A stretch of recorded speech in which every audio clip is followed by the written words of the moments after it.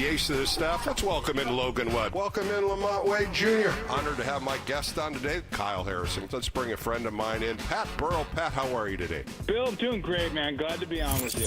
Giants fans, this is Extra Innings with Bill Laskey. Sponsored by Lenardi's Markets of the Bay Area. Quite simply, the best. On your exclusive home of the San Francisco Giants. KNBR 104.5 FM and 680 AM. The sports leader.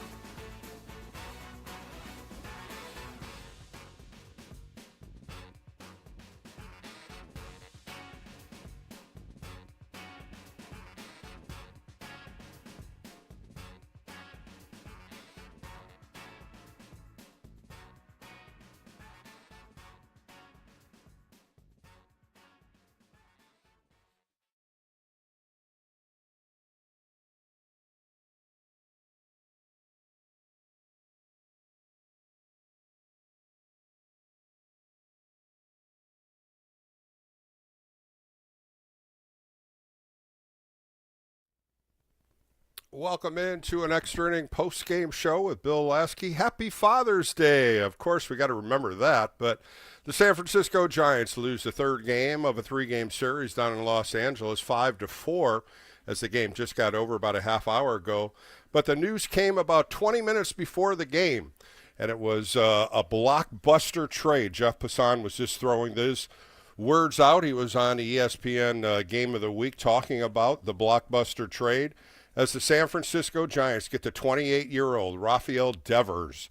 And Devers, 28 again, hitting .272 this year, 47 runs, 18 doubles, 15 home runs, 58 RBIs. Hit a home run today in a 2-0 win against the New York Yankees. And he was traded over to the San Francisco Giants. Jordan Hicks, the 28-year-old right-hander, 1-5 with a 6.4, goes with Kyle Harrison, a 23-year-old, 1-1, and he had ups and downs this year out of the bullpen as well as a starting pitcher. And then James Tibbs III, he was a number one pick for the San Francisco Giants last year out of Florida State. He was playing in Eugene. And a young right-hander, Jose Bello, he is down in Arizona in the rookie league. 4 players will go to Boston. Kyle Harrison has already been shipped off to their AAA farm to Pawtucket. Jordan Hicks will pick up with the Boston Red Sox as they will be in Seattle. Tibbs and Bello will also be sent to their minor leagues. The San Francisco Giants pick up Rafael Devers. Once again, I'll continue to keep saying that because it is a fantastic player, and they needed some heart. They needed some bat. They needed some length in the middle of the order, and they got a great power hitter. And they take on a lot. They take on a $255 million deal, but it's deferred every year. Almost $65 million will be deferred. When you look at what he has done in the past few years, the numbers are just amazing. The home run balls, he hits to all parts of the field. And for average, 270 overall in his numbers so far. He's got 214 home runs in his career, 695 RBIs, a left-hand power hitter. When you look what he can do, he can play third base, he can play first base, and he can DH. And I think that's the big key of what you want to see in Rafael Devers. He will make that middle of the order a little more powerful, an average, driving in runs. And you can't be happier when you see Rafael Devers, a 3-time All-Star, a Silver Slugger Award winner.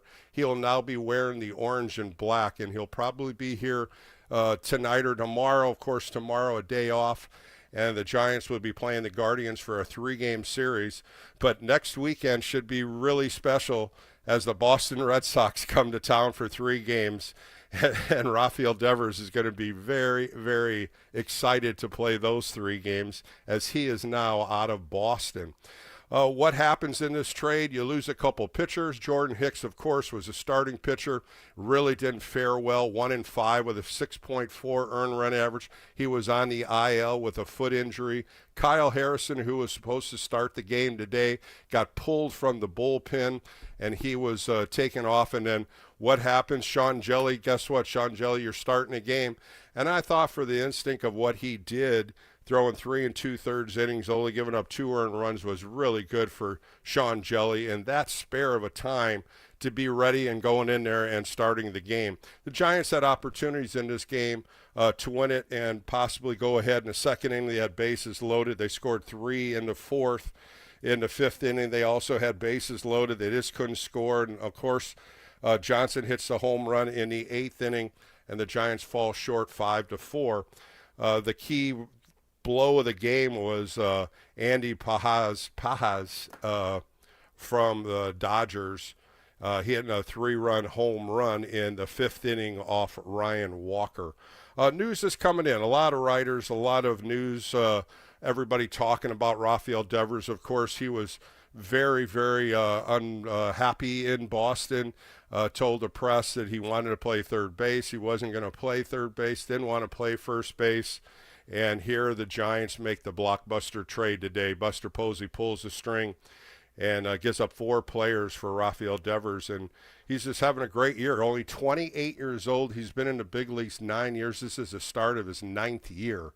And just a great hitter. And when you start looking at all the numbers he has, he could possibly be in the Hall of Fame. This is the kind of hitter that the Giants needed. They've tried so many different years to try to pull up a free agent. They've tried all different ways to pull in all these major stars. And I think Buster Posey, as well as the organization, looked at this as a good guy. This is a guy that they could build off of. This is Rafael Devers. He was a guy that the Red Sox literally was hoping they could build the organization around, and things just changed in the offseason. So we'll see where it all winds up here when they get him here, get him in the clubhouse. A lot of players really happy. You saw it before the game. Logan Webb, Willie Adames, they were all high-fiving each other. It is a fantastic move for this offense, and it's just going to build more chemistry when you watch this team build with a Rafael Devers right in the middle of it. All right, we're going to take a quick break. 808 KNBR, if you want to get on the phone lines, let's talk about this. Susan Slusher is going to be joining me later in the show. She is down in Los Angeles. We'll get some post-game remarks there. Other things are going to be coming in as the show goes on, so we'll take a quick break. I'm Bill Laskey. This is the Extra Inning post-game show. Once again, a blockbuster trade. The San Francisco Giants and the Boston Red Sox make a great, great move for the orange and black. Rafael Devers is going to be a San Francisco Giant to the year 2033. That's how long the contract is. All right, we'll be back. We'll take a quick break, come back with more right here on KNBR, the sports leader.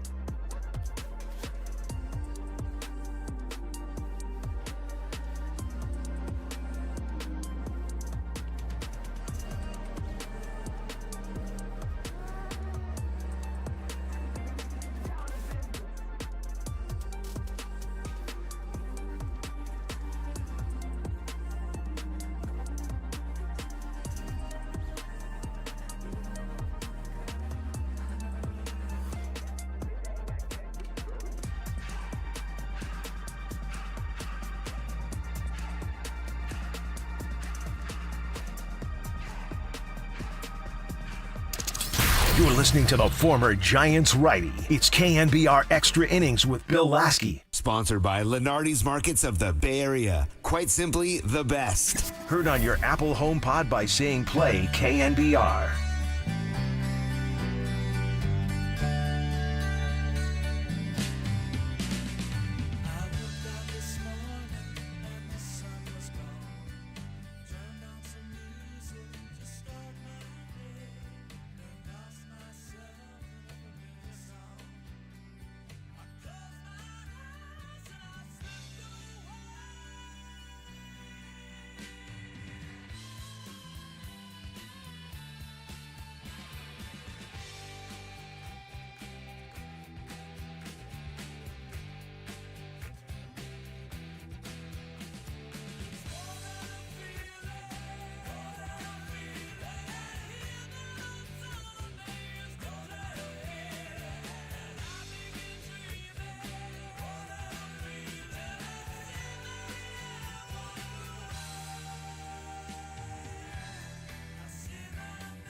All right, back on the Extra Inning post-game show on a Sunday, a Blockbuster trade right before the game. Kyle Harrison was warming up. He got taken off the bullpen mound, brought into Bob Melvin's office, and he was part of the 4 players that got traded from the San Francisco Giants to Boston Red Sox for Rafael Devers. So we just found out a little nickname, the Rafi, I guess we can call him too. That was from the Boston Red Sox announcer there as he hit a home run today. He's got 15 home runs, hitting 272, 58 RBIs, 74 hits. Very solid numbers for the 28-year-old that's coming over to wear the orange and black. You could really dissect his numbers on kind of a power hitter because the Giants haven't had one in a while.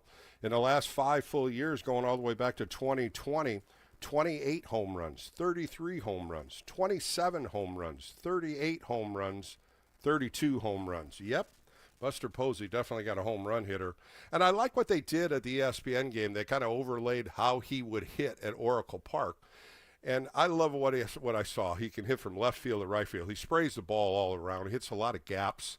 And a few of those balls were going to be landing in a Willie McCovey Cove because some of those balls were hit real hard.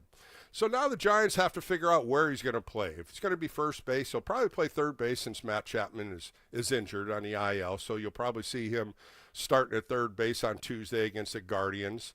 And then when Chapman comes back? Does he play first base? He did not want to play first base in Boston. He said that. So maybe fills into the DH role.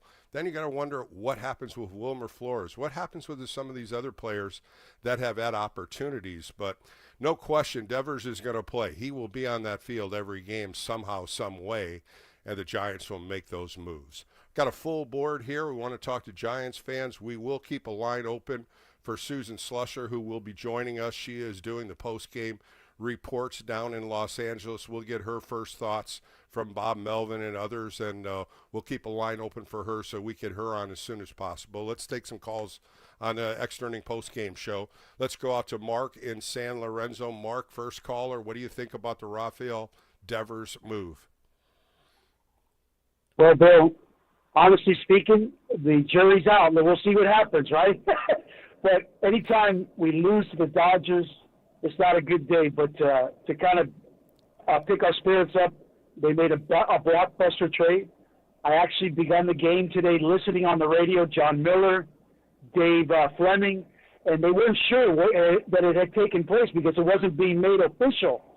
But they started to name players who was going in the deal. And I'm saying, man, they're giving up a lot for one player. But then I start to familiarize myself with who is Rafael Devers. And he's a legitimate player, Bill. He's a bona fide major leaguer, nine years with the Red Sox. I just hope he can adapt to the West Coast. He's an East Coast guy. It's beautiful in the summer to play out there in the East Coast. You know that. Out here it's going to be a little bit chillier, a little bit colder for him. So I'm hoping he can adapt. Yeah, I think they'll accept it, and he's coming out here in a report said he was extremely happy about the move. Of course, he was supposed to be on a charter with Boston Red Sox. They were flying to Seattle because that's where they're playing the next 3 days. They took him off the plane.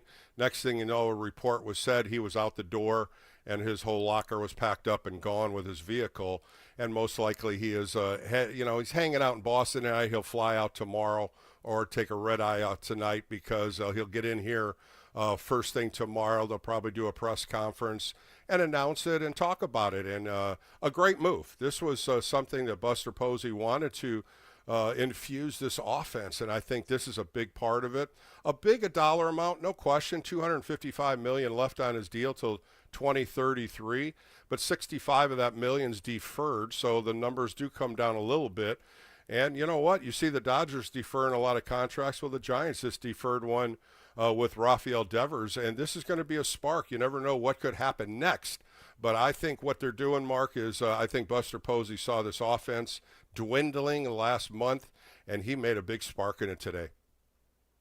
And Bill, we've talked about this all summer, all spring. We talked about it. You got Matt Chapman's down now. You got Patrick Bailey's down. You got guys filling in, but the power's not. There's no power in their lineup. They haven't had a home run hitter on the left side. I think the stat that came out on ESPN was since 2004 or something like that. That's a long time ago. We're talking a long time ago. Well, you had Brandon Belt. I mean, Right. if you call Brandon Belt a home run hitter, that was probably your last big left-hand power hitter. Barry Bonds, of course, is going to illuminate any kind of stat. This is something the Giants need, and they needed a left-hand hitter, and he hits lefties just as good as righties. So overall, I think this was a big, big move. I think it really hit Giants fans. You know, you're talking 15, 20 minutes before the game. They announced it, and then, as you said, it was not official till middle of the game, and then they put it on the official statement, and it's done. So Rafael Devers is now going to be a San Francisco Giants, and we're excited. I'm definitely And guess excited. what? This is so much. Guess what? This is so much I big. have It's a 9 big tickets move. to Wednesday. Bill, I got 9 tickets to Wednesday's game against the Guardians, so we're going to get to see Rafael Devers for the There you first go. time. Have a good night, I mean, Mark. hopefully Thanks play. again. All right. I appreciate it. Let's go to Daryl in Oakland. Daryl, you're on the Extra Inning post-game show on a Sunday. Happy Father's Day, Daryl. How are you? Thank you, Bill. Happy Father's Day to you too, sir.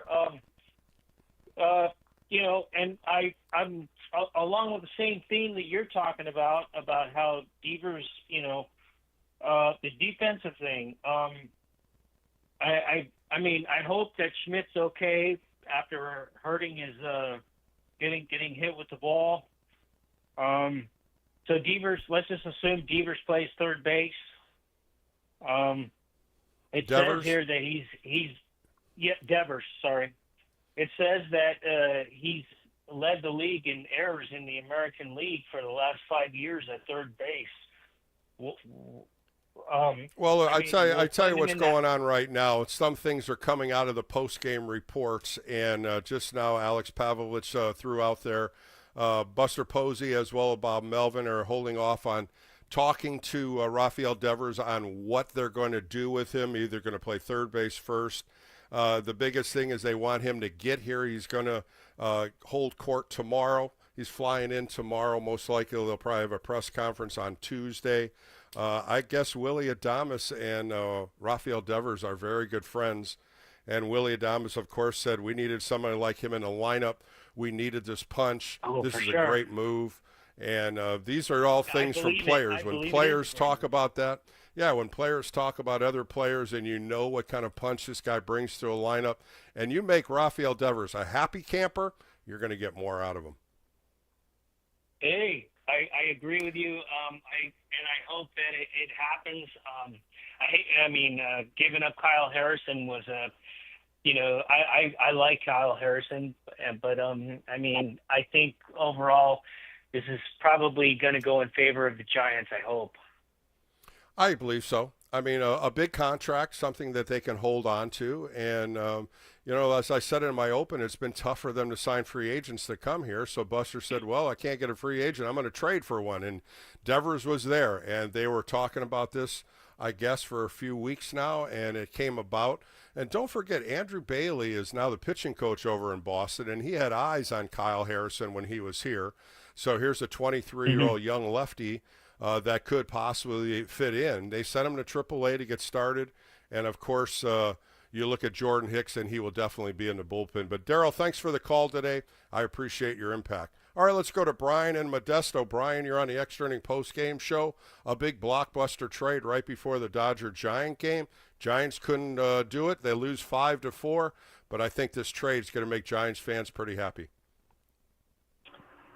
I don't know, Bill. No, just kidding. I have to be honest. I think the Red Sox got absolutely fleeced. Go ahead, tell me why. Simply because, the Harrison and Hicks aren't exactly Koufax and Marichal. No. I mean, they were good pitchers, but they're not as. I know. Well, you got to look at both sides here. Both sides, Brian. It's not like Buster Posey said, "Here, this is what I got. Take it." You know, both sides have to agree to this. And just like I said, Andrew Bailey was here. He saw Kyle Harrison, a 23-year-old kid that's got electric stuff. His velocity came up this year. He could go out of the bullpen or as a starter. Jordan Hicks was a guy that wanted to be a starting pitcher. It just didn't fathom here with the orange and black.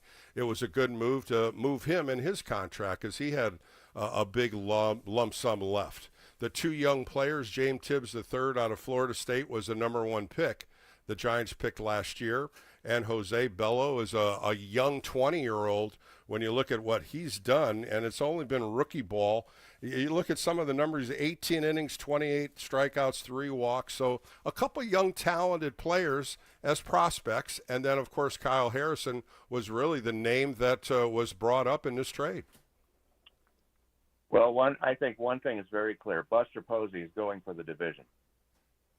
Mm-hmm. Why not? With this trade. Yeah, exactly. I mean, the Dodgers are well within reach. I mean, it was great to win Friday night and,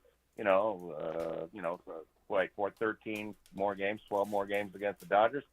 Bring it on. This is fun, man. I mean, to have somebody. Well, what amazes me, Brian, is to make a trade like this before the trading deadline in July. You usually don't get trades like this in the middle of June. I mean, this is a surprise, no question. You saw all the writers, you saw all the analysts, you saw the broadcasters on ESPN. All their mouths were wide open. And you saw a lot of people on the Boston Twitter pages, or X, what you call it, saying, what are we doing here? Now what are we going to do? How are we going to put this money back into play?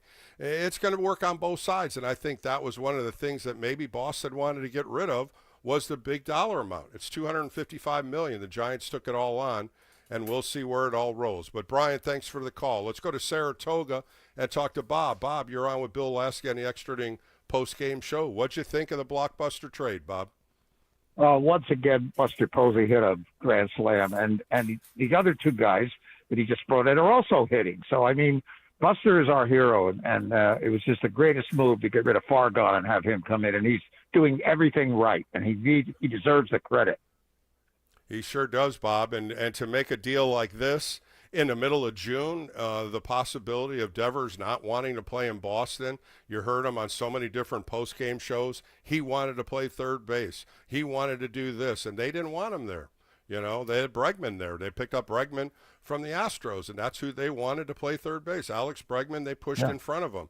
He was very unpleased with that. He said it. I heard it on the post-game shows. He wanted out, and he wanted any which way out. He just didn't want to play first base. He was a designated hitter. What I just said, what Alex Pavlovich just wrote, both Buster and Bob Melvin are going to talk to Rafael tomorrow about what he wants to do in position. DH, he'll probably play some third base until Matt Chapman gets well, and then see what happens from there. But it's just a big plus for this offense, and now you've got a power hitter in that 3, 4, 5 hole, which is going to really, really make that lineup stronger. Yeah, and we have enough pitching depth that we're not going to miss one good pitcher, I don't think you're going to miss anything right there. You know, you got Verlander coming back in a rotation. You're going to keep Landon Root. You're going to keep Birdsong. Now Verlander has a spot, and that would have been today. So you're talking 5 days from now. It gives Verlander the week to get ready, and he fits right back into the rotation, and that's where Kyle Harrison was. If you remember, he took Verlander's spot. I don't think you lose much of anything in the pitching department. Jordan Hicks was a 50-50 shot. What was he going to do? Was he going to walk guys, strike out guys? And I wasn't very pleased with what I saw, and I don't think you were too, Bob, and what we've seen out of him in a couple of years he was here. No, really good move. Thank you, Buster.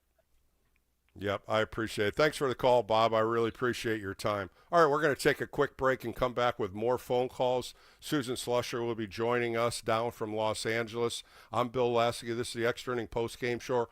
More coming up from your calls, and we'll take a little more time to kind of look at this trade, because this is a big blockbuster trade that Buster Posey and the Giants organization did to get Rafael Devers into a Giants uniform, and he will be here for that Cleveland Guardians series opening up on Tuesday. We'll be back with more right here on KNBR, the Sports Leader.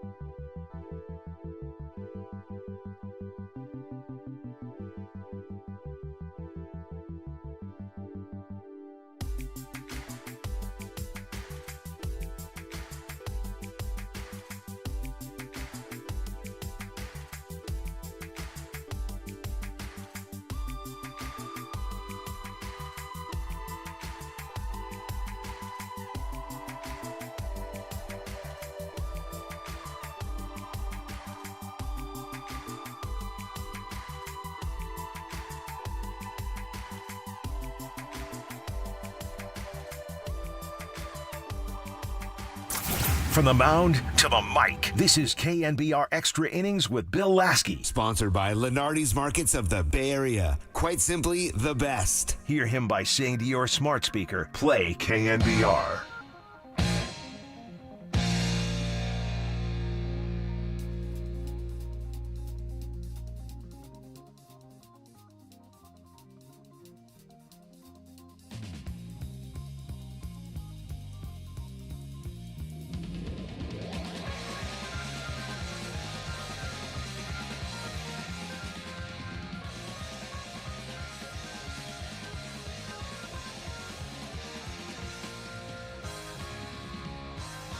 All right, back on the Extra Inning post-game show with Bill Laskey. That was Willie Adames, and he is excited for the trade that Buster Posey made to acquire Rafael Devers from the Boston Red Sox. And Devers is signed till 2033. That's right, that contract is going on till then. Pulled up some numbers here. If he comes in and faces the Cleveland Guardians, these numbers are off the wall.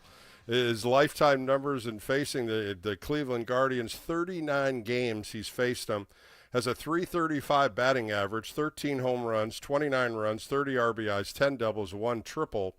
In 2025, he's gone up 13 times, 5 for 13, 2 home runs, 1 double, 3 RBIs. He'll be flying in tomorrow, and they'll be meeting with him, Buster Posey and Bob Melvin and the rest of the organization, and then find out what they're going to do. What does he feel comfortable with? Most likely, he'll probably fill in for Matt Chapman at third base until Matty comes back from the IL. We'll find out if he wants to play first base, if he wants to DH. I'm sure they're going to say, what do you want to do to make you happy? And I think that's one big thing all Giants fans are going to love watching this kid hit. He's 28 years old. 28 years old. This is his 9th year in Major League Baseball.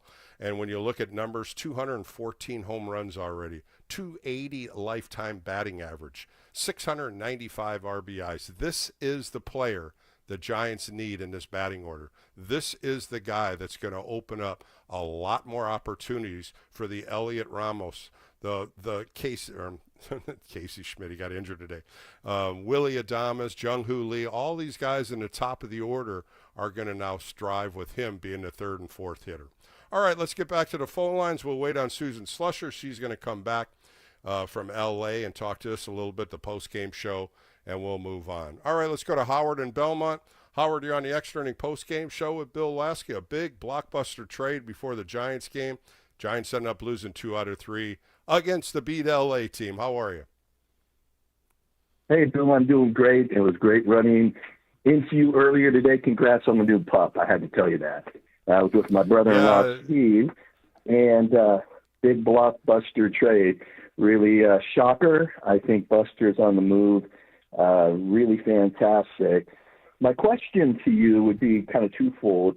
Where do you think this plays out for Flores? Obviously, you said in your last call a little bit about Devers maybe playing some first base, being a DH. But I'm wondering. Yeah, it's a big plus because. Yeah, you just don't know where Wilmer Flores, 51 RBIs, he's been the RBI machine. It just, and it's got to be in Flores' brain already. I mean, this is what happens when you get a trade. What's going to happen to me? Today, he had a brutal game, 3 punch-outs with a weak ground ball to short, and I just don't know if it's already bugging him all right. I mean, you just don't know what moves are going to be made. Encarnacion could be another one that could be on the move. They're going to have to put a position player out. There's no question. What happens? I mean, Johnson hits a home run today, outfielder. Things are going to move. There's no question. Things are going to change. As I said, Verlander will now go in the Kyle Harrison spot in a rotation. That's not a big change. And we'll find out when Patrick Bailey gets healthy. I think that's going to be a big plus if he can get behind the plate. But you're absolutely right, Howard. Where does it fit in? Where is he going to play position-wise? And I really don't care. I want him in the lineup pretty much. I think that's the big plus, that he's going to bring some offense and hit home runs and get RBIs. And these are the things that when you make moves like this and you hear a Willie Adames just flat out so excited. You saw Logan Webb before the game with a big smile on his face. These players know the great superstars. This guy, Rafael Devers, is a superstar, and this is a major trade, and the baseball world shaking their heads tonight. He's 28 years old with a 280 lifetime batting average, which is quite impressive. I guess the question is, I mean, do you think he'll be long-term with the Giants? Why not? He signed till 2033. He's 2033 he's signed. And, you know, when you look at $255 million and almost 65 of that is deferred, so, you know, it's going to take a chunk out of it, and his numbers are pretty equal. I mean, when you're looking at what he's going to make per year, I don't think that's something they're looking at. The Giants do have money. Remaining 8.5 years, $254 million. 2025, he made $15.5 million. 4.2 of that is deferred. So he's only making $11 million this year. You start looking in 26, 27, that's when the numbers jump. $27.5 million he makes in 2026. 7.5 of that is deferred. So you start looking at similar numbers like a Matt Chapman or a Willie Adames. And this contract, I think, fits the Giants' mold. They do have money to spend. And to me, this was a steal of a deal. Yeah, I mean, it sounds that way, and it's exciting for all of us. Last thing I was going to ask you, the young prospect, Bryce Eldridge, I mean, do you think that his call-up will be sooner than later? Or you think they're going to keep him down in the minors? Well, you know, he's in AAA, and I think that was I think that's going to be a big question on what Devers does, if he's going to want to play first base or just DH. I don't think that's going to stop Bryce Eldridge from doing what he came from AA. Now he's in AAA. They definitely want him to stay in grooming more or less, to play more first base. He's hitting a hell of a ball in Sacramento already. He had a grand slam this week. I don't think they're really looking at Bryce Eldridge is going to be an impact player here this year, maybe next year. I think what they're doing is they're stacking this team up to go against the NL West, and this was a major, major move that Buster Posey put in there today.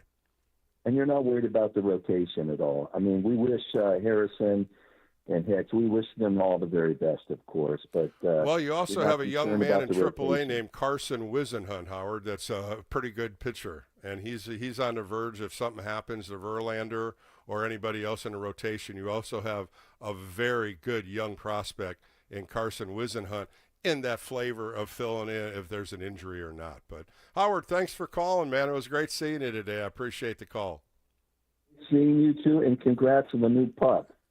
Yeah, I appreciate it. My new co-host is sleeping right now. She played all day. But thanks for the call, Howard. Let's go to Derek in San Mateo. Derek, you're on with Bill Laskey on the extra inning post-game show. Giants make a blockbuster trade. They go 3-3 on a road trip. I think everything's going to start on Tuesday to see what this offense is going to bring. Yeah, hey, Bill. Happy Father's Day to all the fathers. Happy Father's Day to my father, Sherman, who I know is listening. I can't be more pumped for this trade. I couldn't be more pumped. If you're a Giants fan and you've been following for the past 20-some-odd years since the Barry Bonds era, we haven't had a bat like this since Barry, unless somebody can jog my memory. So no, you're absolutely right. That's what I said earlier. You know, Derek, that's what I kind of said earlier. I said, when was the last time they had a home run here from the left-hand side? Brandon Belt's probably one of the guys I remember recently. But he wasn't like this guy. This Devers guy's averaging 25 to 30 home runs a year. He's got 15 already this year. And when you saw the spray chart they did on ESPN, it's everywhere, left field line to right field line. That's what I love about the guy. Don't forget he's a 280 lifetime hitter. So don't forget home runs, RBIs are plus, but this guy is a big-time hitter, and that's what I love about this whole move. Absolutely. You are absolutely correct, Bill. And like I said, just stoked for it because we haven't had somebody this big. I love the Willie Adames signing, but I wasn't like, he's not the power guy that we've been missing for 20-some-odd years. So I'm excited. I'm going to buy tickets to that Red Sox.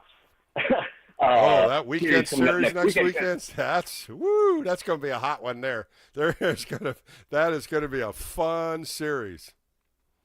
Yeah, so I can't wait to get out there. I'm going to buy my Rafael Devers jersey immediately, and I'm going to, if I can get one, if they turn it out fast enough, and be there next weekend. And I absolutely loved it, and I'm stoked for the Giants. Love it. Thank you, Bill. Well, Derek, good call. I appreciate your call. And happy Father's Day to you and your dad, too. And that's the excitement. That is what I want to hear tonight. Those are the Giants fans that see what this impact's going to do to this team. They're going to see what this offense is now going to do when you get second and third and 2 outs, and here comes Devers. First and second, here comes Devers. Here's a guy that needs to hit a home run. Boom, it's going to be Rafael Devers. This is the impact of a big superstar, and Buster Posey snagged him.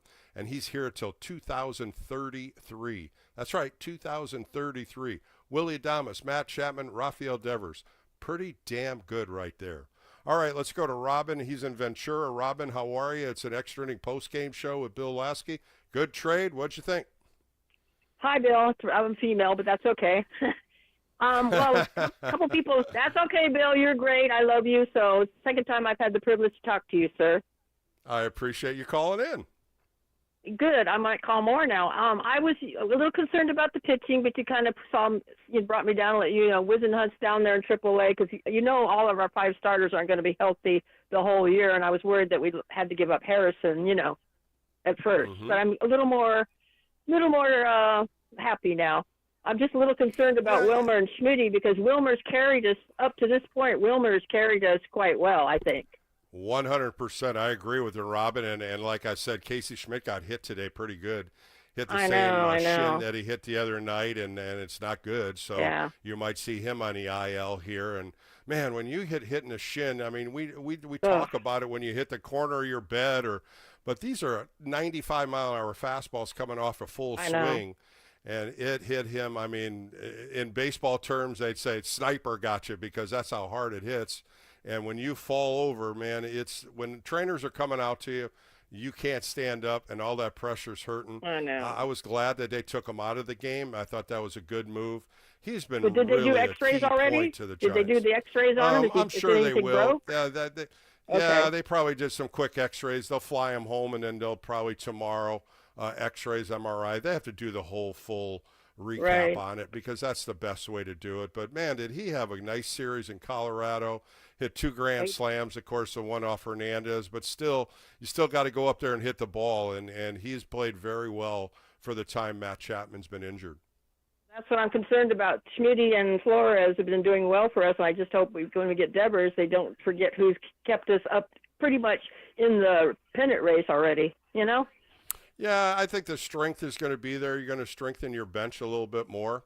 Devers is going to be in this lineup. You might have Dominic Smith on the bench now. You might have Flores coming off the bench, but you got to get somebody as pinch hitters. And this was one of the things they were lacking when you looked at this team in the beginning of the year. The pinch hitting wasn't that solid. And this is something that everybody, like a domino, it just kind of pushes everybody back. And now you might have a new role, but at the same time, you're still on this club, and this club's going to get a lot more confident with Devers in this lineup.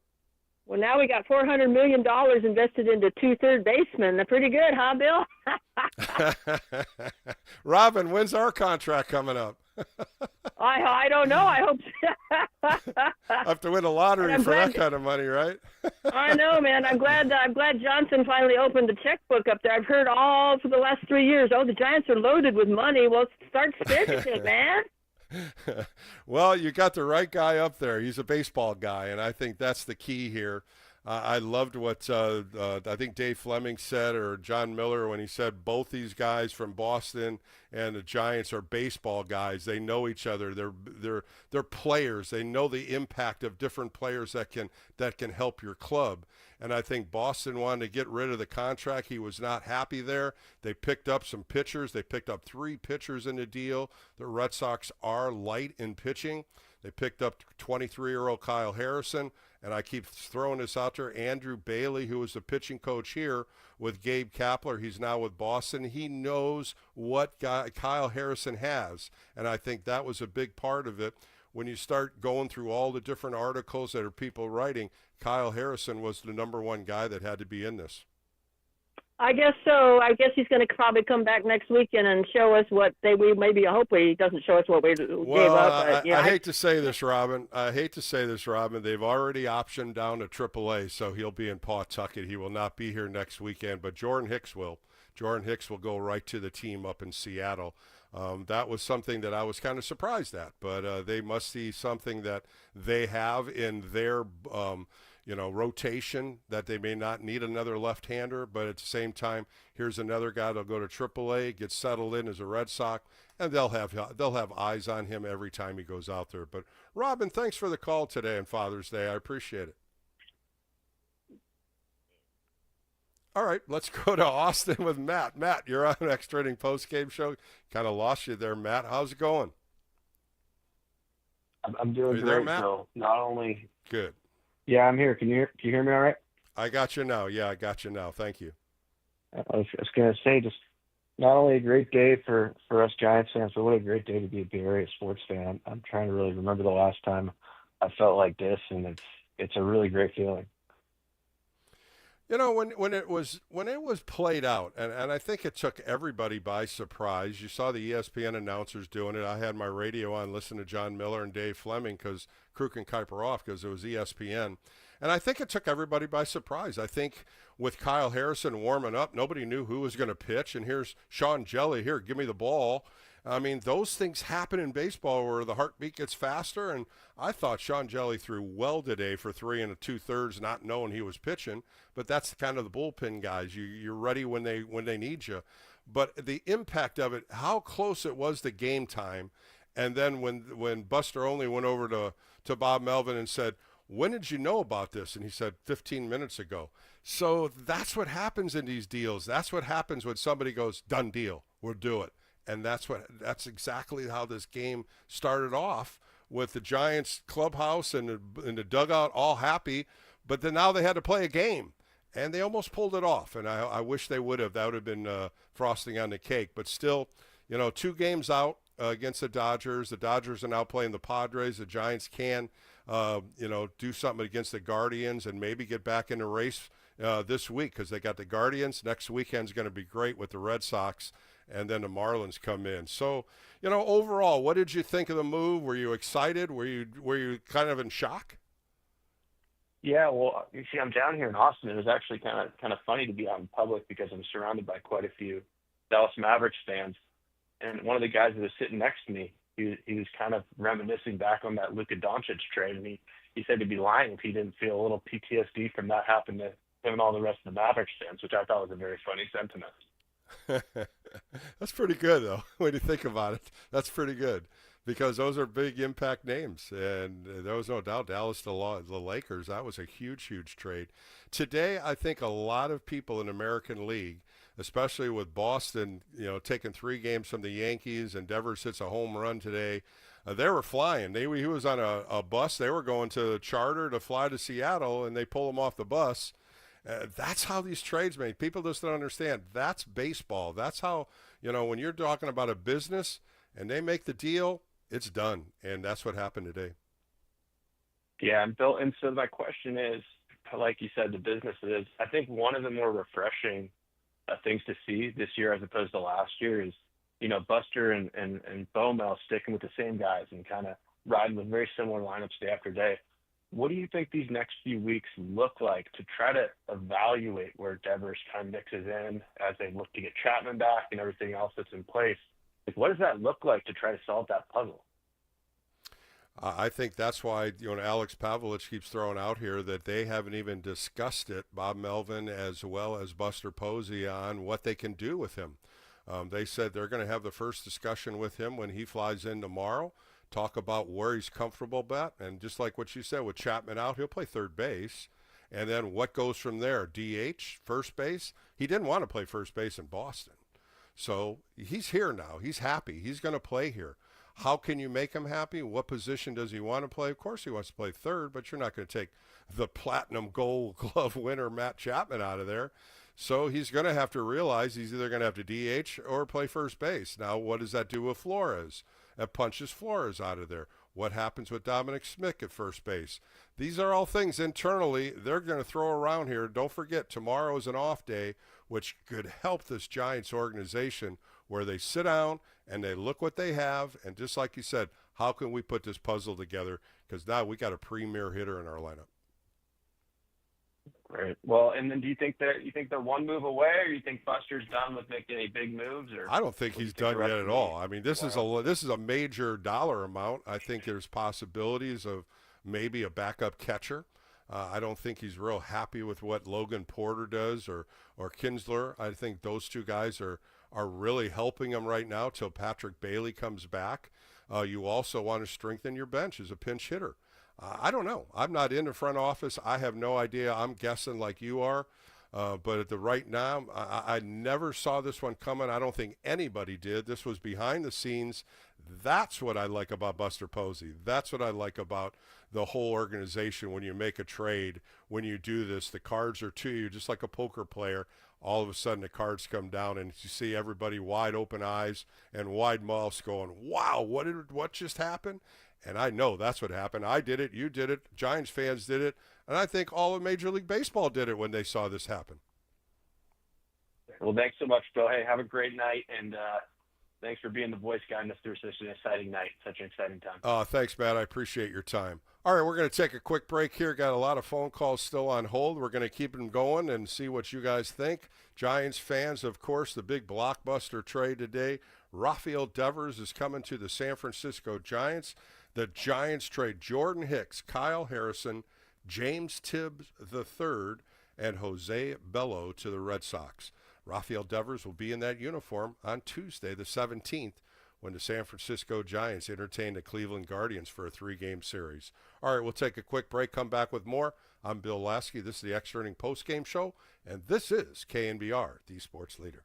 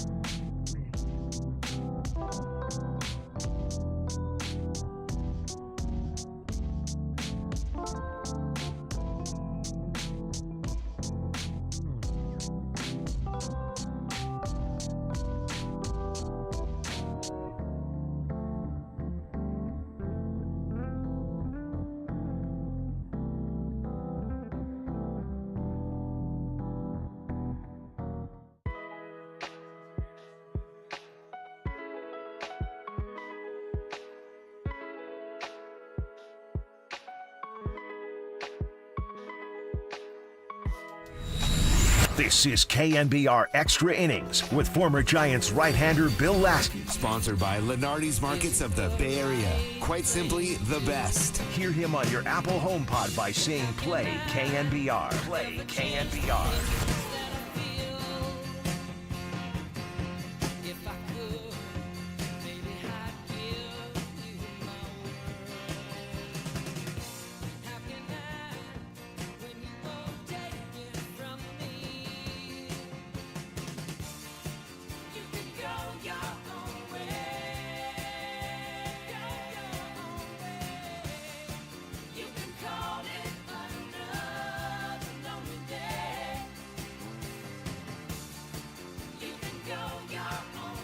All right, back on the Extra Inning post-game show. Clayton Kershaw telling you like it is. I don't want to worry about the college kids. What happens at the big league level?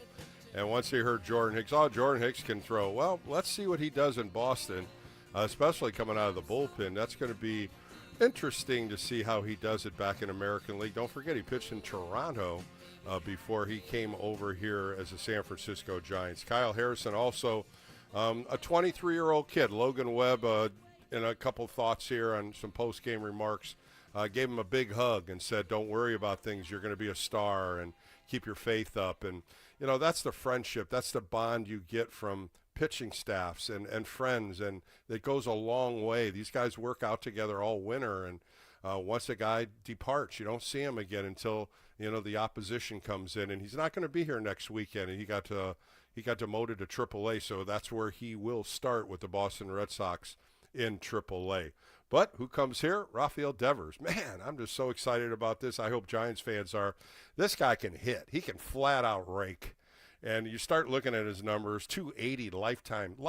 This is ninth year in the big leagues. Ninth year. He's hitting 280 lifetime. 214 home runs. He's averaging 25 to 30 home runs a year. We haven't seen that in a long time. I think it was Barry Bonds that did it. I really do. So he's going to be in uniform. We will see him in the orange and black. He will be a Giants tomorrow, flying in from Boston. And his era with the Giants will start on Tuesday, 6:45 first pitch against the Cleveland Guardians. It'll be exciting. Exciting time, man. Oracle Park will be happy to bring him in, standing ovation, welcome him in the right way. And I think that clubhouse is going to join in with him. All right, let's get back to the phone lines. Having a fun show on a Father's Day. I'm Bill Laskey. This is Extra Innings. Let's go to Palo Alto and talk to Bruce. Bruce, you're on the Extra Inning postgame show. What's going on? Hey, Bill. Well, I don't know how much fun this call is going to be for you because I may take the minority view, though I want to talk about the positives because there are tons of positives. You hit them all. I mean, and hitting is what it's all about with Devers. But so, yeah, let's put that off to the side because I'm not going to knock that whatsoever. It's a huge plus. They need a big bat in the middle of the lineup. But what they really need, if you stand back and look at this team, and maybe they'll get that in addition to Rafael, is second base production. You know, I mean, John Miller's talked about it a lot, about how weak that production has been over April. I think Fitzgerald drove in a run or something in April.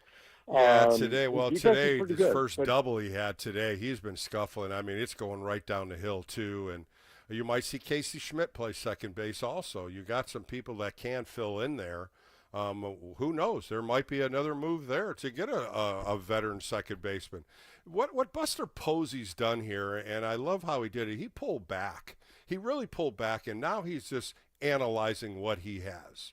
And I loved what somebody said earlier, the puzzle. How do I put a puzzle together? I've always said this in spring training doing my shows. You got to put a puzzle together, and you got to fit in different spots. What's the weak spot? What's the strong spot? What can I get better at? Who am I going to try to get as a young player to put here? And I think that's what he's done. He's taken a quiet approach. And this is like a player, like he was a catcher. He was a quiet leader. What he's showing is, I'm not scared to make a move. I'm not ready to go away, because if you remember June 4th, when they lost to the 2 straight games, he cleaned house, got rid of Lamont Wade Jr., brought in Dominic Smith, brought in Johnson, you know, and this is what he does. He sees it. And I love what he's doing with Bob Melvin. He's bringing in the coaching staff and having these meetings and having everybody talk. That is a leader in my eyes. No, he is. I mean, I love Buster Posey, no knock whatsoever, and we saw it coming when Shayna Rubin, to give her credit this week, quoted Buster in saying that back in 2011, when the Giants traded Zach Wheeler, we know what kind of pitcher he is, right? Right. For Carlos Beltran, it showed the club that the front office was behind them and was going to improve the team. Now, that trade didn't work out the way they expected, not so much because Wheeler's become a great pitcher, but Beltran had a moderate contribution. But at least it showed what the front office was going to do. So I saw this coming, and we all know that Devers is one of a handful of players that was not happy with the team that he was on.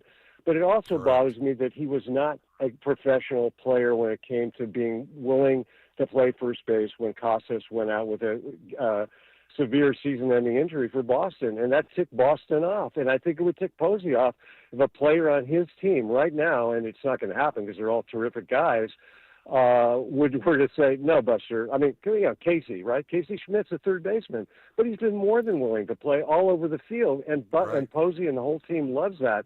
I cannot get behind a player. I'm sorry. I do respect Devers for what he can do with the bat, but I do not respect a guy that is not a team player, and that's what he showed. And you know, Boston made that really clear. Let me stop right here, Bruce. We are looking from away. We're not looking inside the clubhouse. We're not looking at the one-on-ones. We're not looking what's internal. You're seeing a tippet from a ESPN reporter, or you see it from a Boston reporter. I'm not all like that, and I'm a player. I used to pitch. I know what goes on in a clubhouse. You get mad one day, the next day you're fine. He might have popped off, and they expanded it to everything they could. I'm not buying into that. I'm sorry, I'm not. If he wants to play, he's a big-time superstar player. Buster Posey, the bat is so special. It's really hard to acquire this type of talent in his young career. He's 28 years old. So you know what? He might have popped off. Alex Bregman was over there from Houston. He wanted to be third baseman. He didn't want to play third. They wanted to put Bregman there. So he had an opportunity. He was there for 9 years as the Red Sox. He was their premier player. So you got to put away the side of that little intangible that you're talking about, and let's see what this guy does in the clubhouse with the Giants. He's got new life. He's got new players. One thing is true. One thing is true, Bill. Let's leave that off to the side.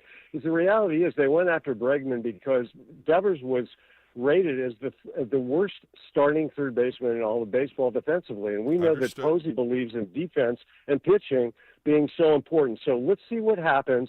I hope that Schmidt is healthy sooner than later. That looks like a severe injury. God forbid that it is.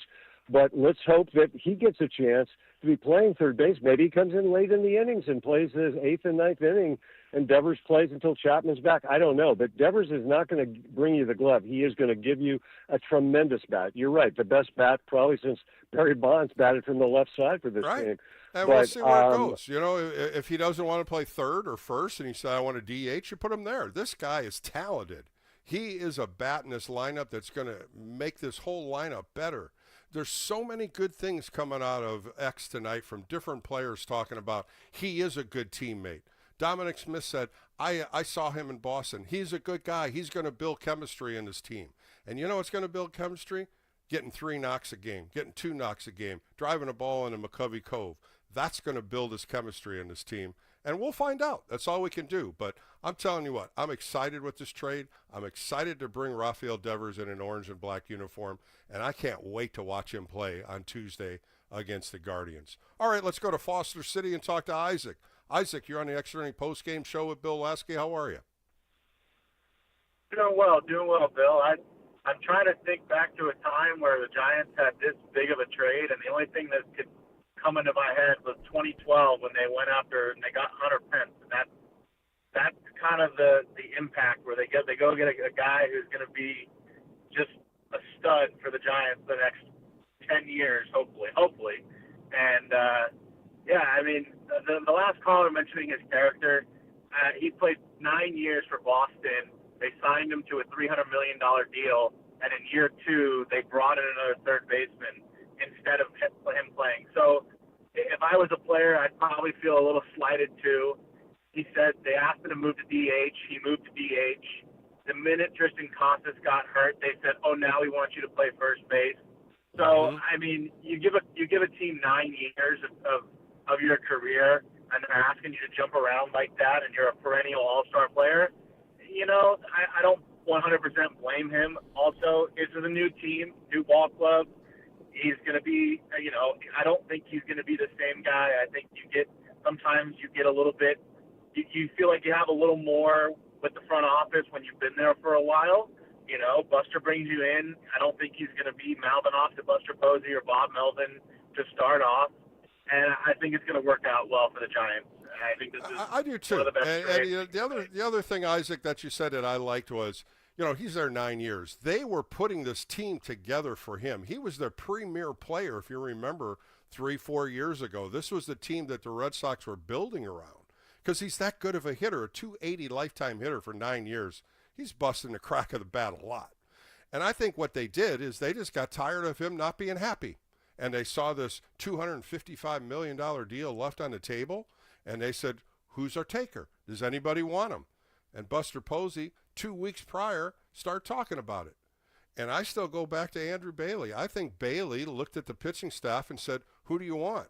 I'll take the lefty, Kyle Harrison, because he knows him. He knew of him coming through the ranks. He was here. And, of course, Jordan Hicks was probably an arm that the Giants had to get rid of, had a big contract. They didn't know where to fit him in. He wasn't pitching well out of the bullpen. They tried him as a starter for 2 years. He wasn't consistent.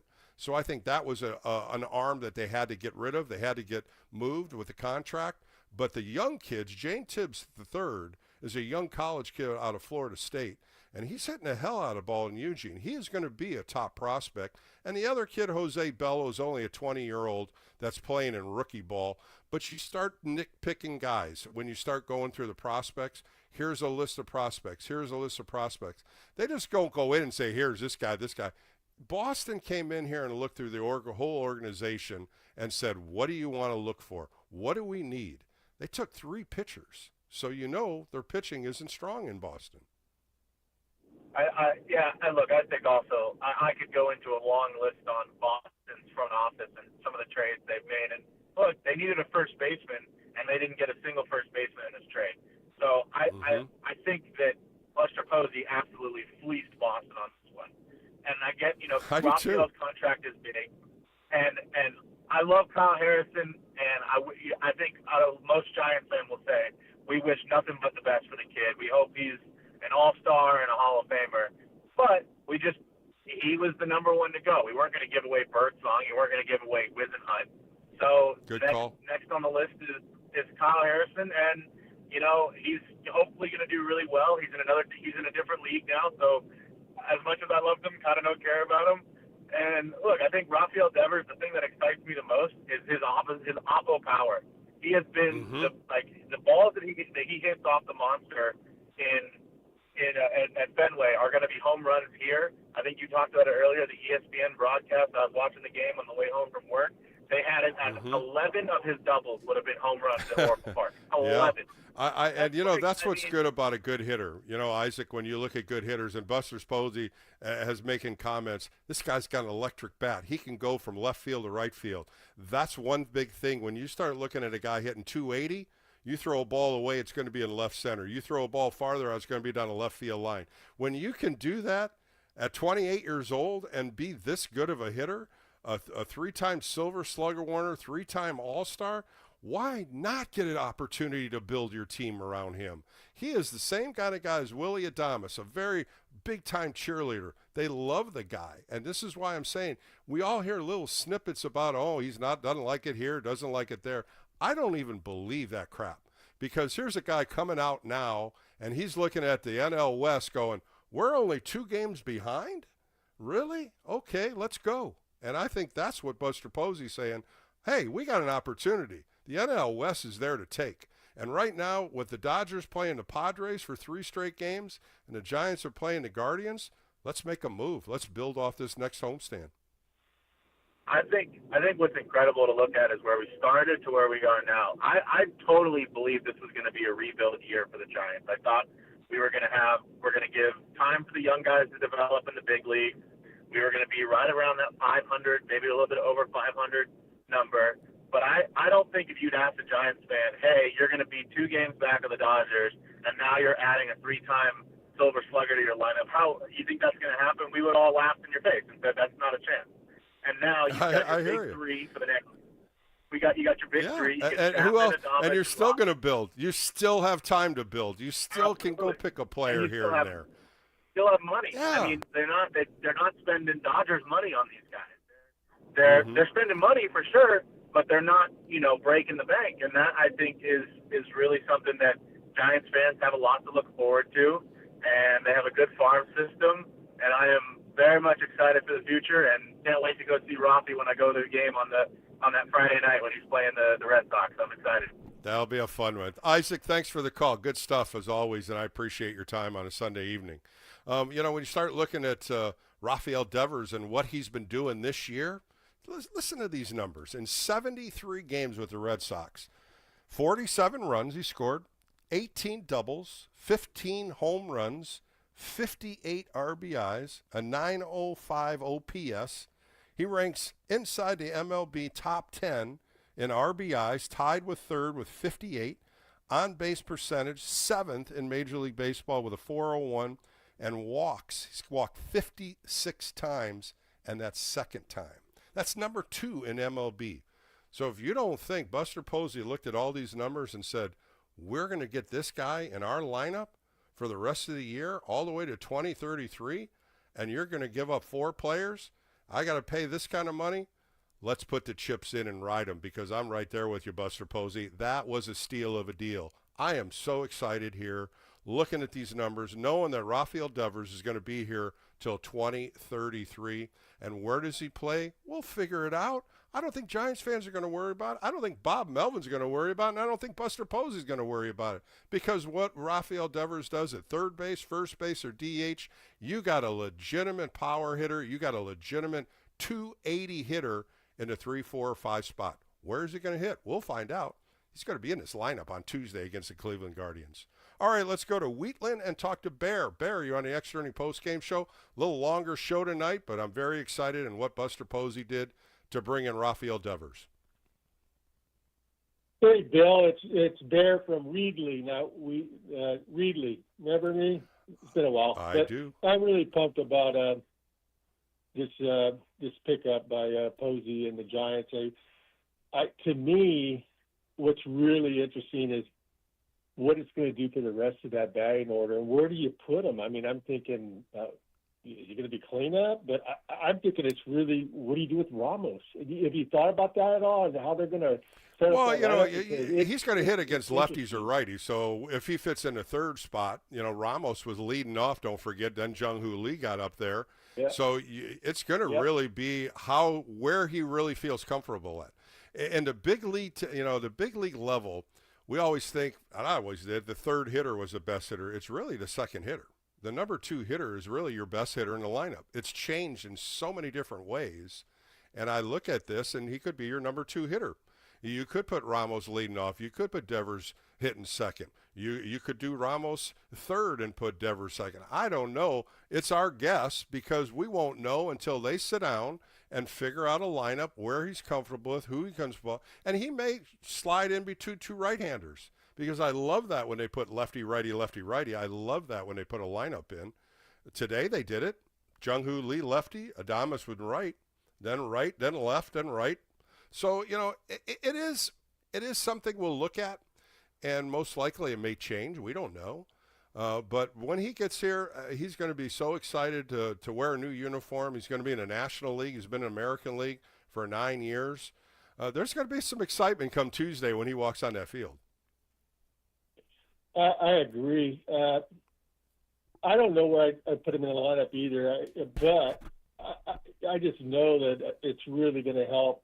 I think it's going to help Ramos a lot, even though Ramos is doing really great right now. But this is a move that the Giants. I just love the move, and there's a lot of them I haven't loved over the years, but I'm pumped like you, Bill. That this is good. It's going to help Yaz too. I really believe it, and I just don't. What are you going to do with Schmidt though? Because one thing, I heard that Devers he doesn't want to play third down. He just wants to be a DH. I heard that today. So I don't know if that's well, true. I think we hear a lot of different things, and until you start seeing where and what production, like I said, he's hitting second. He was hitting second in Boston. He hit second today, went 1 for 3 and hit a home run, hitting 272. Yeah. Throw the numbers out there, and so I think I'm right in what I'm saying with their best hitter hitting 2, and that's changed in so many different ways in the game of baseball, and we'll find out. I mean, I really don't give a damn where he hits. Bear, he's going to hit in the top 3, and he's going to drive in runs. He's going to get on base, and he's going to make this team better. And I think that's what we need. We need some offense in this team. We want to open some of these games up and let these pitchers breathe a little bit. They've been under fire from when you're looking at 72 games. 72 games these pitchers haven't pitched with leads. Give them some leads. Give these starters 6-7 innings and see what Logan Webb does with 4 or 5 runs a game. God, wouldn't that be nice? You're spot on, Bill.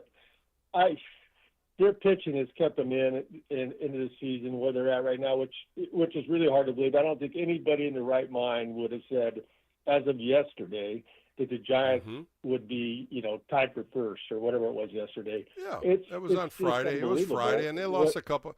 Saturday's game was a blowout. I mean, it was a total blowout. Landon Roop just did not pitch well, and it just blew up on him. Today, with all the excitement of Devers coming over in his Blockbuster trade, the team was excited, no question. The lineup they threw out there today, they just couldn't mount an attack. They had opportunities with bases loaded in the second, bases loaded in the fifth. They ended up scoring 3 in the fourth with a home run in the eighth. They had opportunities to win this game. The home run that Walker gave up, that was a bone crusher. Bill, do you know if Devers has an opt-out or an opt-out clause in his contract? That's a good question. I don't know. They haven't broke down. They just broke down the money, what they did. They broke it down. But that's a good question if he's got opt-outs. But, Buster Posey does not like opt-outs. We heard that from the minute when he became president of baseball operations. That was the number one thing he said. I don't like opt-outs. I'm not signing a guy for 1 year for him to walk on me. And that's baseball. That's the baseball in Buster Posey. I agree. I'm really stoked right now that I think he's going to fit in great. He's got to be, he's got to be good in the clubhouse, so the Giants wouldn't even have considered him. So we're probably that's getting. That's why when you hear all the little stuff, Bear, you hear all the little tidbits. I don't agree to any of that. I was in locker rooms. I was in locker rooms for 15 years. There's a lot of things that are said, but it doesn't mean anything. You're upset because this guy's played. Do you think he went to Alex Bregman and said, I'm a better third baseman? No, he's in there hoping Alex does well, hoping we can win. That's what you want. And you're hearing this from Willie Adames, Dominic Smith, guys that know him very well, and they both came out tonight saying, this guy is a clubhouse guy. Make him happy, and he's going to perform. Well, guess what? Buster Posey just made him happy. He's in a new uniform. The rest of the season, I'm really kind of. You're going to have fun, Bear. It's going to be fun. All right, buddy. Well, good talking to you, man. I haven't talked to you in a while, so be careful up in was it Wheatland? It's not Wheatland, was it? Wheatley. What was it? Wheatley, that's right. Sooner or later I'll get it right. All right, buddy. Thanks for the call. Appreciate it. Let's go up to Portland and talk to my buddy Greg. Greg, you're on an extra inning post-game longer show tonight, and why not? Everybody's excited with the move that Buster Posey did. Indeed. Bill? Yes, sir. I'm overcome tonight. I know. It's exciting. I mean, this is the kind of stuff that you hear other teams do, right, Greg? You hear, oh, man, how come we didn't do that? Oh, how come we didn't get that player? How come nobody did it? Exactly. And today, this was really one of those moves that nobody saw happen. I mean, you're listening to the ESPN broadcasters, and they're like, what? Jeff Passan, what did you say? What happened? And then you start hearing the Boston reporters going, we just trade Devers? And you start hearing all the feedback going back and forth. And then the game starts. How in the hell you play a game like that?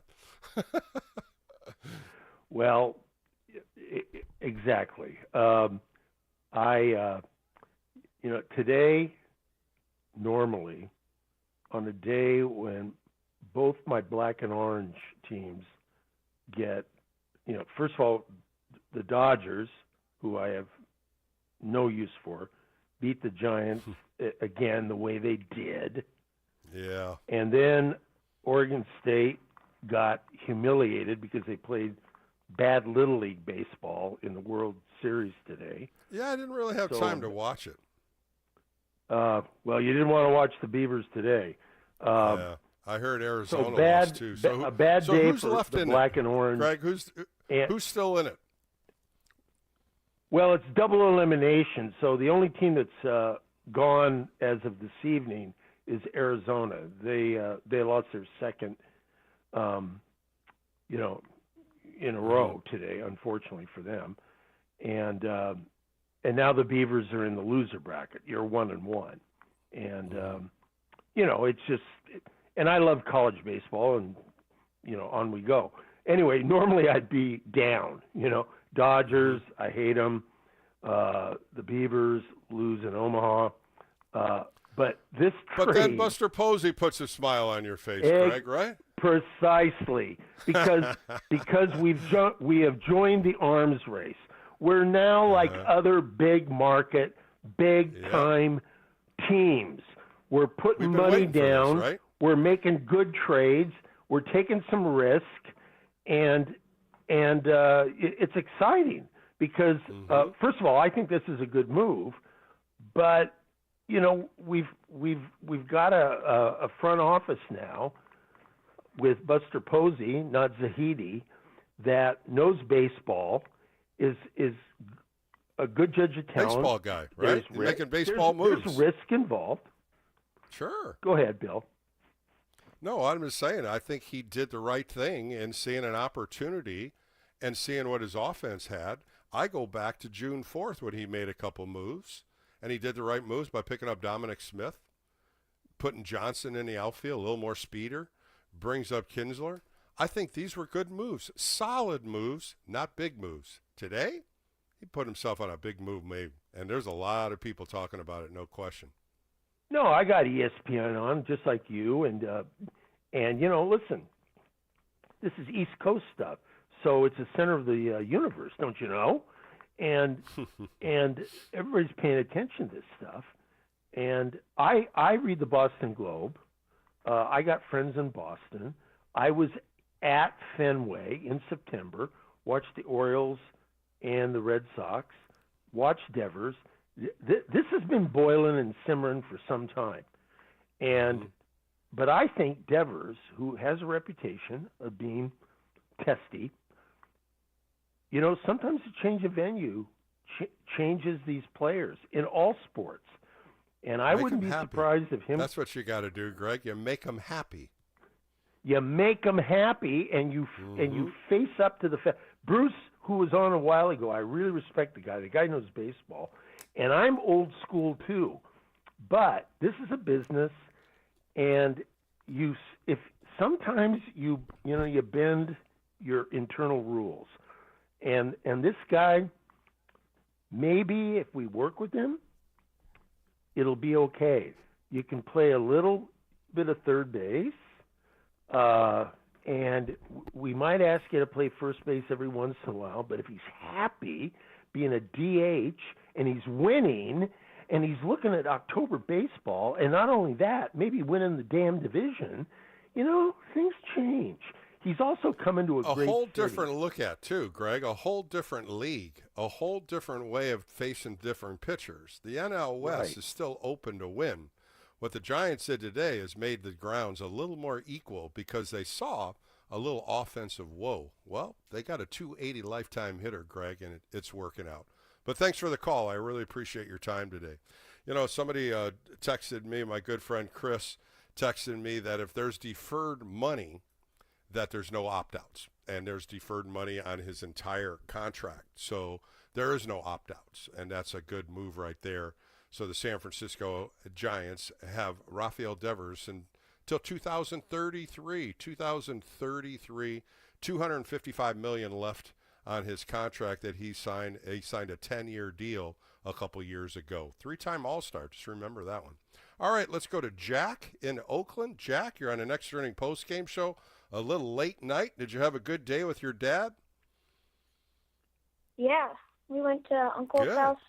I'd like to shout out to my coach, CJ, and Coach Ben, and of course my own dad. Good. I'm glad you did that because, it's always good to congratulate people. You say a little bit nice words to them. And Jack, you're a good little boy. There's no question about it. I've talked to you several times. You know the game of baseball.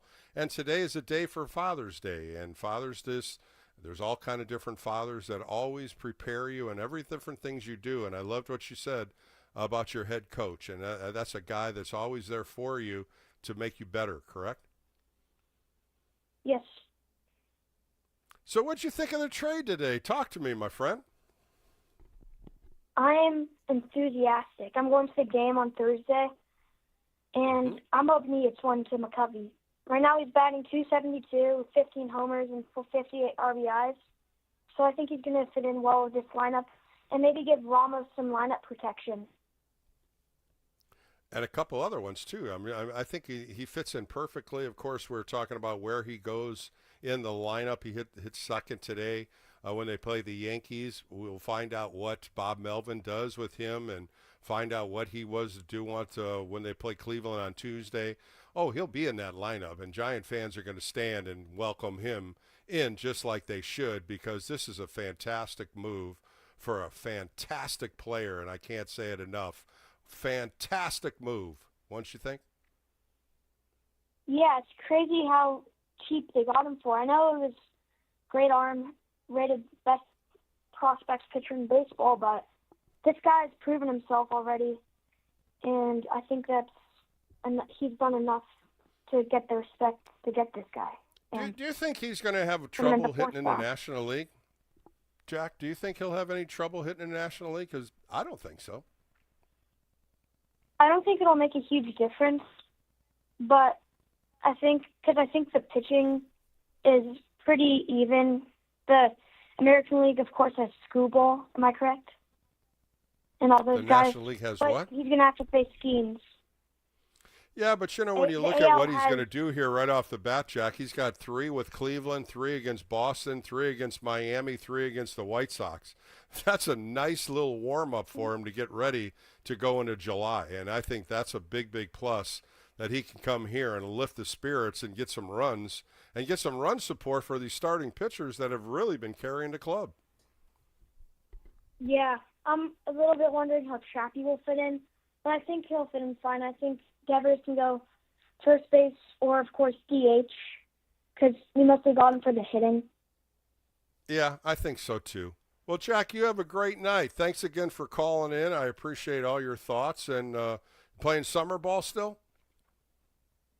Yeah, I actually had a game yesterday. I've kind of been in a little hitting slump, and I hit a nice line drive to right field. Good. Good for you. Well, keep it up, my friend. Keep it up. I also pitched. Oh, okay. How many innings you go? I went, well, it was kind of a blowout, so we decided to put all the pitchers in. I went 1 inning. I threw 9 pitches, no base runners. First time throwing a curveball in the game, and I threw 2 for strikes. 1 for strike. Be careful with those curveballs. Pretty... Be careful with that elbow, Jack. Be careful. Just rely on what you can do, and fastballs and changeups are a good start for you. But, Jack, thanks for the call on the late night Sunday, and I appreciate all your thoughts. All right, we're going to take a quick break on the Extra Inning Post-Game Show, come back with more calls, and we'll hook in with Susan Slusher soon. I'm Bill Laskey. This is the Extra Inning Post-Game Show. More coming up right here on KNBR, the sports leader.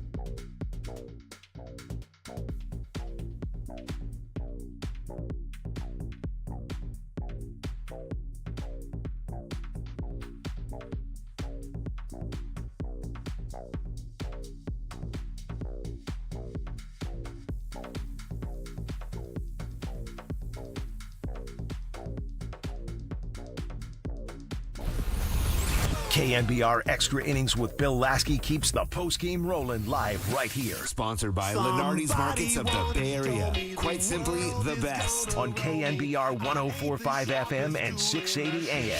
The sports leader. She was looking kind of dumb with her finger and her thumb in the shape of an L on her forehead. Well, the years start coming and they don't stop coming. Fed to the rules and I hit the ground running. Didn't make sense not to live for fun. Your brain gets smart but your head gets dumb. So much to do, so much to see. So what's wrong with taking the back streets? You'll never know if you don't go. You'll never shine if you don't glow. Hey now, you're an all-star. Get your game on, go play. Hey now, you're a rock star. Get the show on, get paid. And all that winning is gold. Only shooting stars break the mold. All right, back on the Extra Inning post-game show. You're hearing comments from Clayton Kershaw saying that when you talk about Rafael Devers, top 10 hitters in the game from Clayton Kershaw, oh yeah, Buster Posey definitely did it. Along with a lot of other people too. There was a lot of scouting being done. And this is when it happens. It's not just a one and done. This has been going on for a couple of weeks, 2-3 weeks, back and forth, back and forth. And one of the things that the Boston Red Sox wanted was the 23-year-old Kyle Harrison. He had to be in this deal. And he was supposed to pitch today, and nothing came down till he was down in the bullpen warming up, and they said, Kyle, Bob Melvin wants to talk to you. And I think right then and there, the deal was done, and they had to, get him out and put Sean Jelly in. And I thought Sean Jelly did pretty well. He threw 3 2/3 innings, only giving up 3 hits, 2 runs, 2 earned. The one funny part about this game was Joey Lucchesi. Where did he come from? He was an add-on, and they didn't even have him on the roster. And then all of a sudden, when the game started, he was on the initial lineup card. Nobody even knew he was there. Matter of fact, when I was looking at MLB Network and MLB Notes, they had Sean Jelly still pitching when Lucchesi was in. And I was like, I don't even think they know Joey Lucchesi's even on the roster. Pretty crazy. Just some crazy things happening. The San Francisco Giants just couldn't pull it out as they lose 5-4 to the LA Dodgers. They're now 41-31. They're 2 games behind the Dodgers, and the Padres and the Dodgers are going to be playing a 3-game series starting tomorrow. And there's a rumor going out there that Ohtani's going to start. So we'll find out more of that on Monday day, and we'll find out what the Dodgers are going to do if Ohtani is going to be back in the starting rotation. The Cleveland Guardians coming in Tuesday. They lost 3 straight games up in Seattle. They got shut out today. They're 35-35. Day off tomorrow, and then the Giants and the Guardians get a 3-game series starting Tuesday in Oracle. 6:45 first pitch. Wednesday 6:45. Thursday's a day game, 1:05. Then the Boston Red Sox come in for a 3-game series.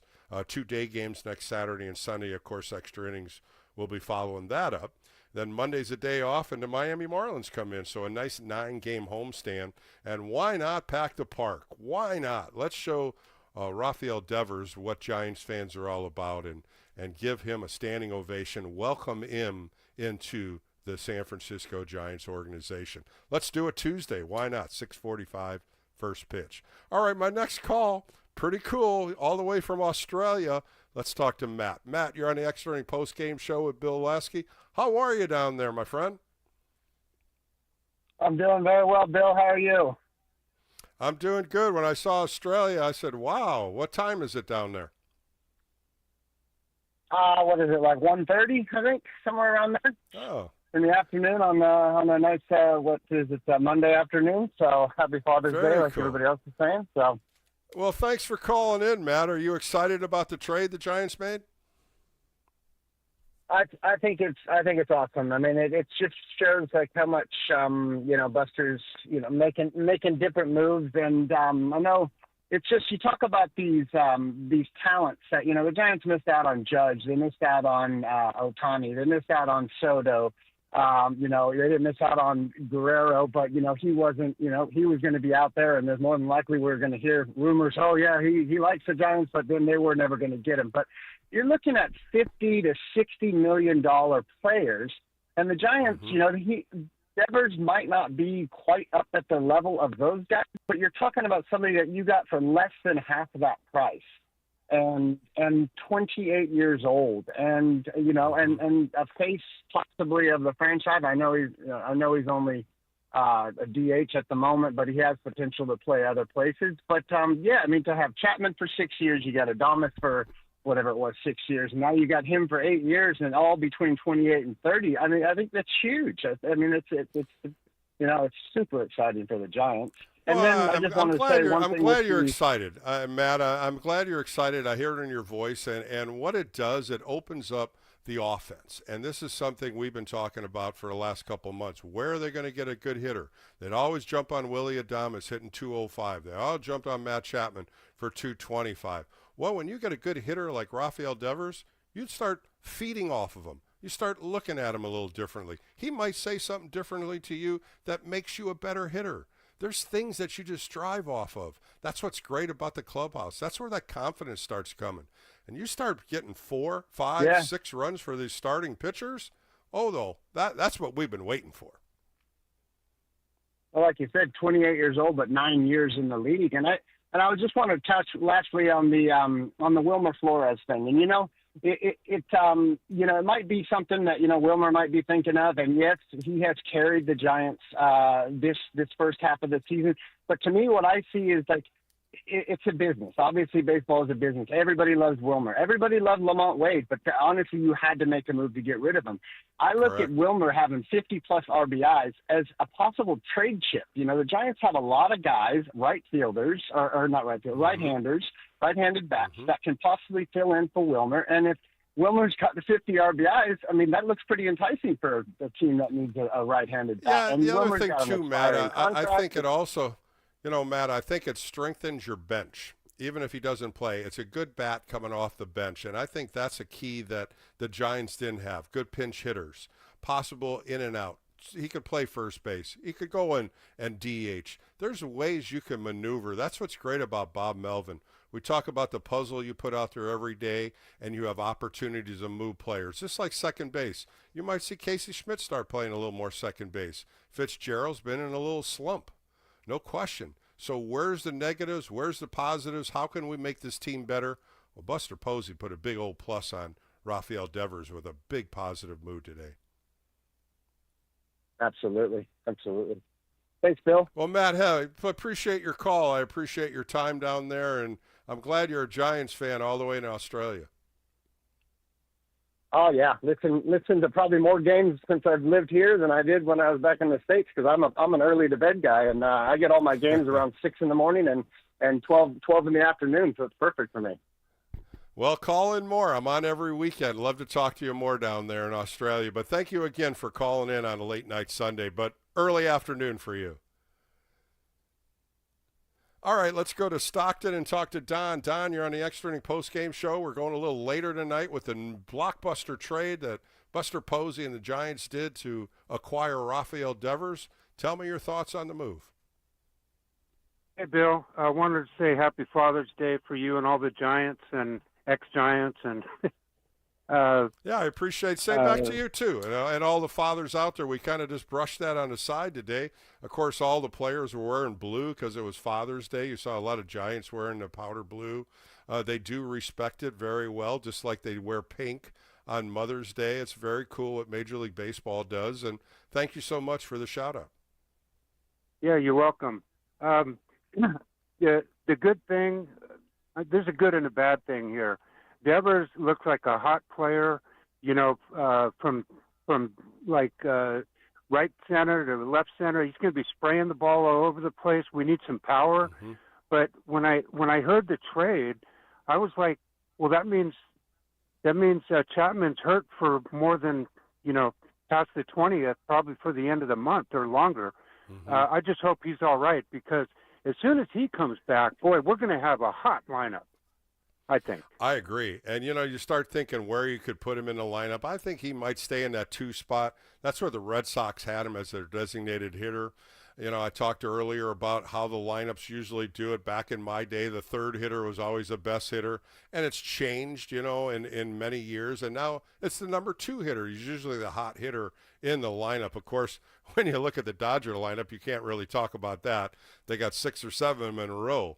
But I think this is going to really establish a little bit more run production, moving guys on, and I think it's a feed off. Other hitters are going to feed off of him.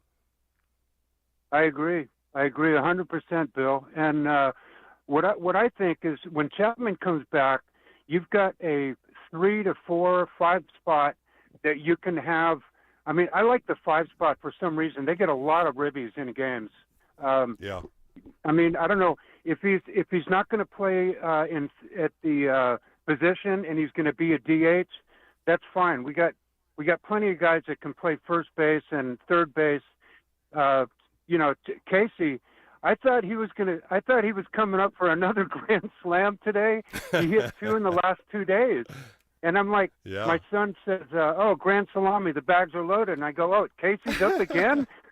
But anyway, it's sad today, though, when you start looking at Don. I mean, he really hit that shin so hard with that foul ball today, and ended up taking out of the game.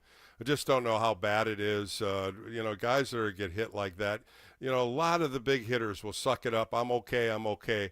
But when he was down for that length of time, I was like, that's not okay. And then they took him right out of the game, which was the smartest move you could. He has played so well ever since Matt Chapman got hurt.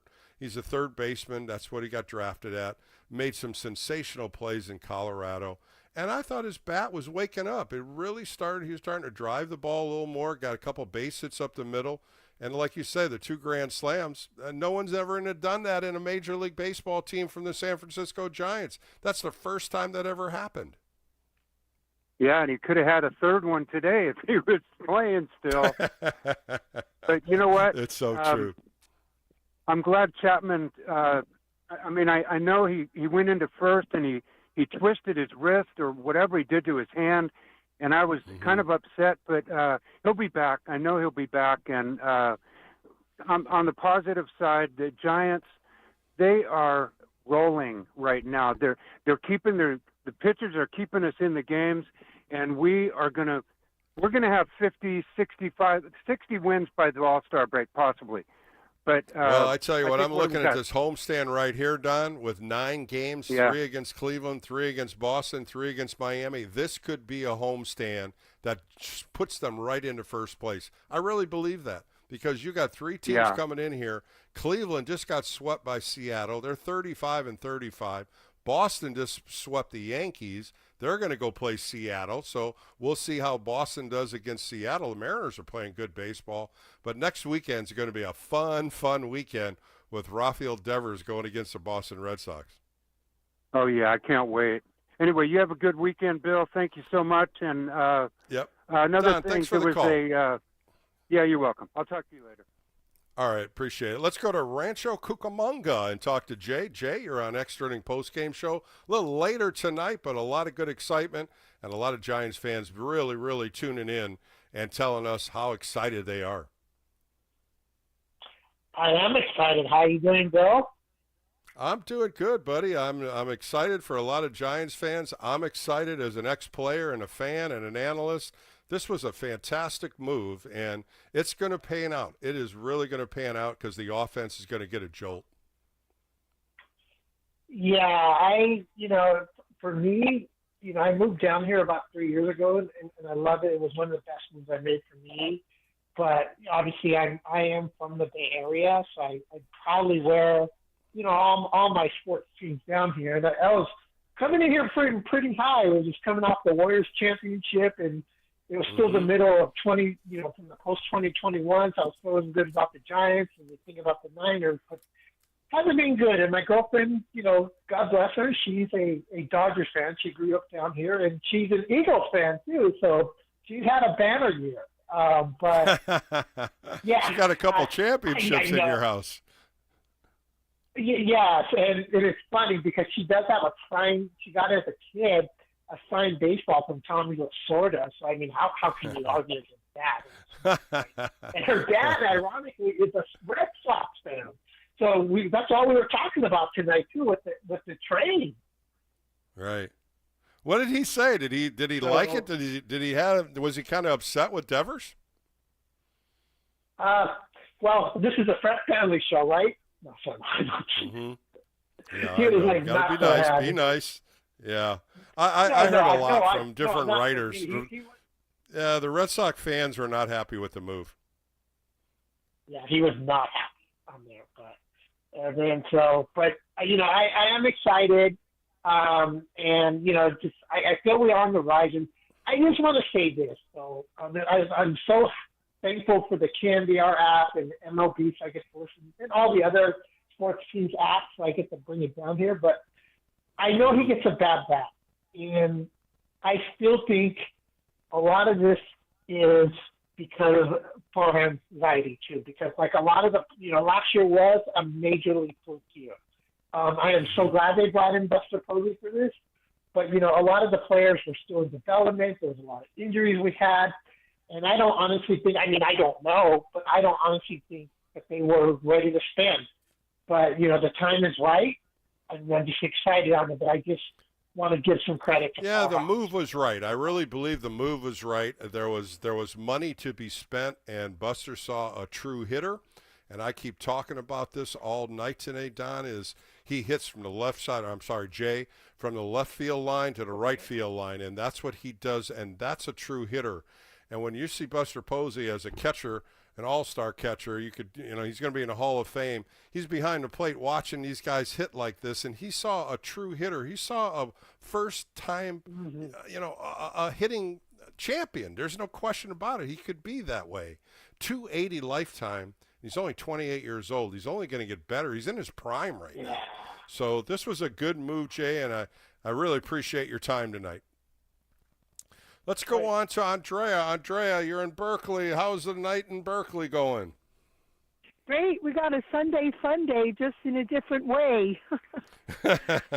I'm right there for you. I mean, it would have been a frosting on the cake if they pulled that game out. It just didn't happen, Andrea.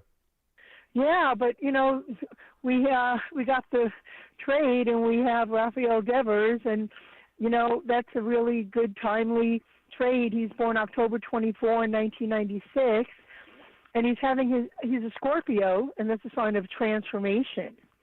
So that's all about transformation, intensity, determination, focus, and he's having his Saturn return that happens between the ages of 28 and 30.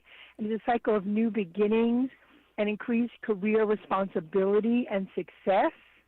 So, new beginnings, this is just perfect all timing. Good signs right there, Andrea. This is what I love when I hear stuff from you, because it just fits in perfectly on what the move was. Rafael Devers was not happy in Boston. He played well, though. He didn't take it on the field. He might have said a few lines here and there, but he's a superstar player, 3-time All-Star, Silver Slugger Award winner.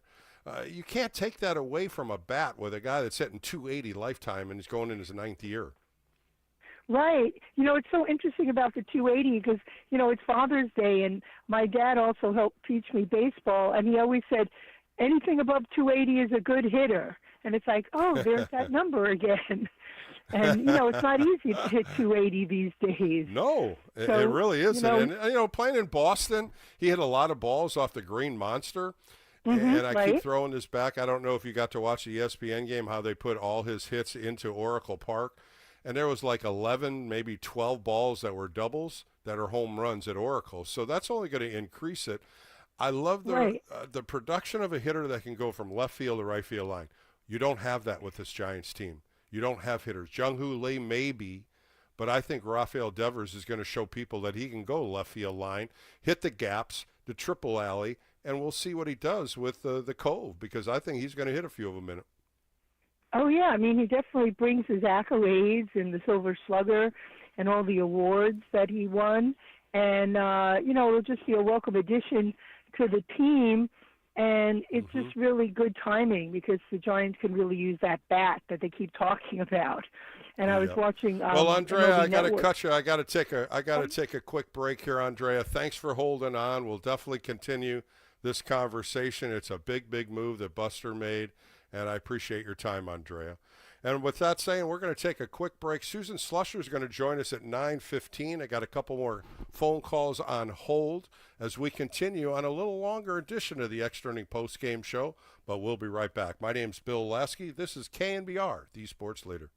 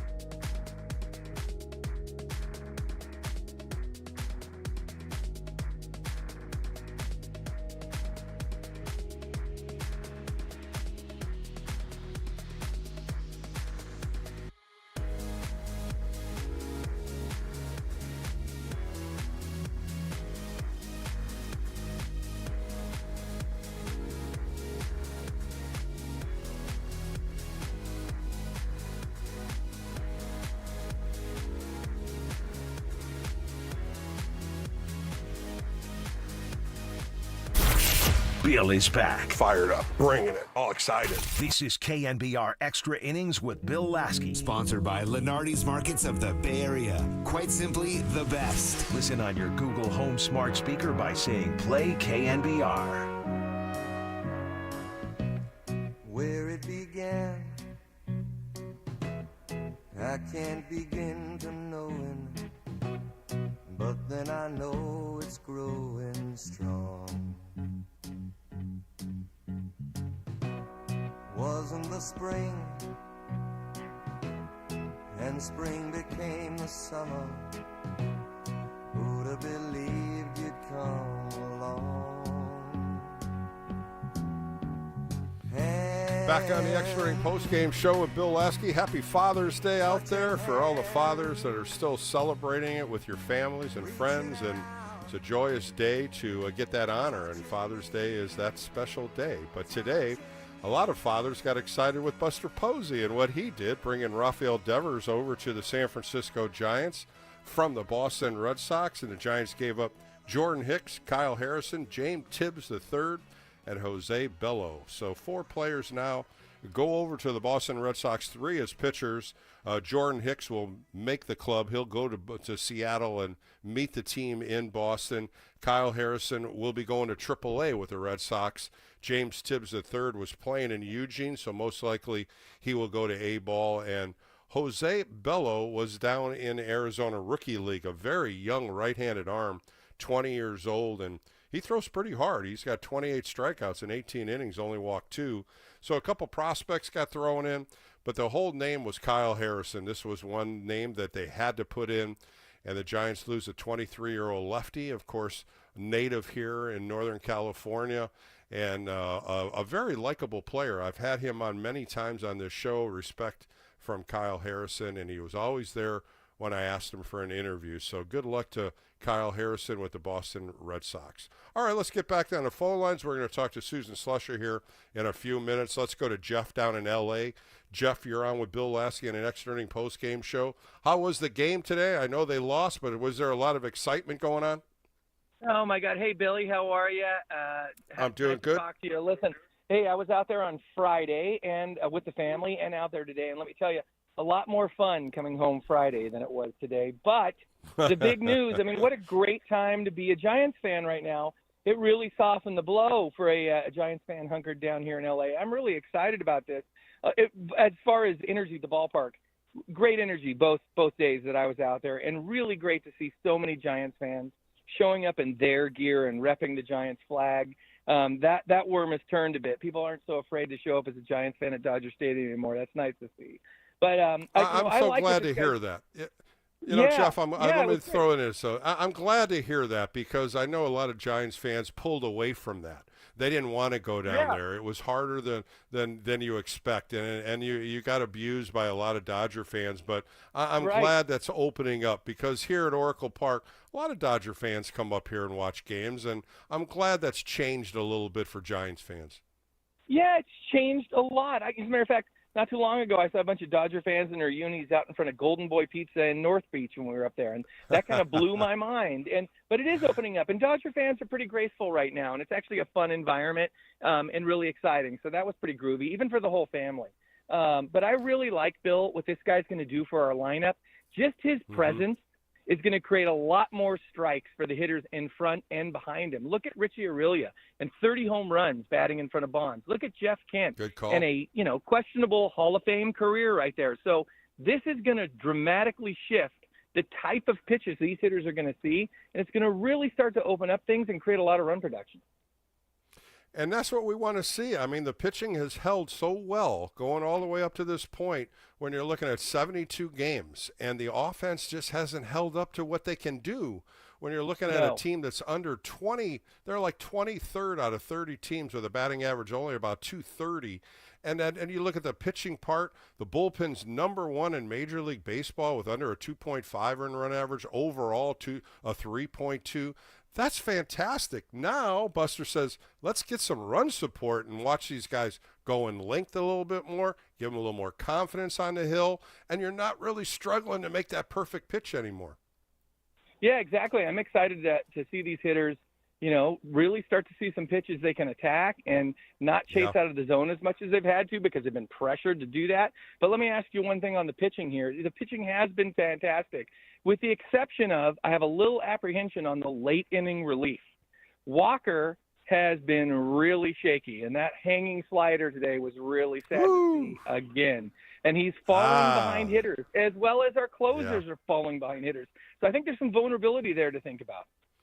Well, this road trip, they were used a lot, no question. They were in a lot of tight games, and I was listening and understanding why Joey Lucchesi came in today. I thought you could have had Randy Rodriguez come in. You had some other arms down there that could have bellowed maybe one inning, especially when Lucchesi got out of the fourth inning. I thought a new pitcher was going to start the fifth inning. I don't know what the circumstances are in the bullpen. We don't know if a guy needs rest or not. But Randy Rodriguez through the last game in Colorado didn't even get an inning in the whole weekend. And he's one of the best pitchers they have down there. Mm-hmm. Yeah, so do you think Walker is on shaky ground? No, I think Walker's going to be using those middle innings today. I said the same damn thing to you. You have to make a pitch with second and third and 2 outs, and he hung the slider. I would have missed that slider on the outside corner rather than miss it up and trying to make that perfect pitch on the corner. All he had to do was go sinker in or slider away. He performed 2 sliders. One, he fouled off really quick down the third base line, if you remember, and he really got a good rip on it. And I said to myself, don't hang it. Don't go to slider again. And when he swung it and it was about belt high, man, there was no way that ball was coming back. He put it on a tee for him and ended up losing the game. That's right, no doubter. And it was a gut punch because we really felt like we had momentum today. I felt really good, especially after last night. A throwaway game. And I said to my producer today, if he would have got him out, I think they could have won that game 4-2 because they would have shut him out after that. Eric Miller threw well, Tyler Rogers. You still had Rodriguez and Duvall.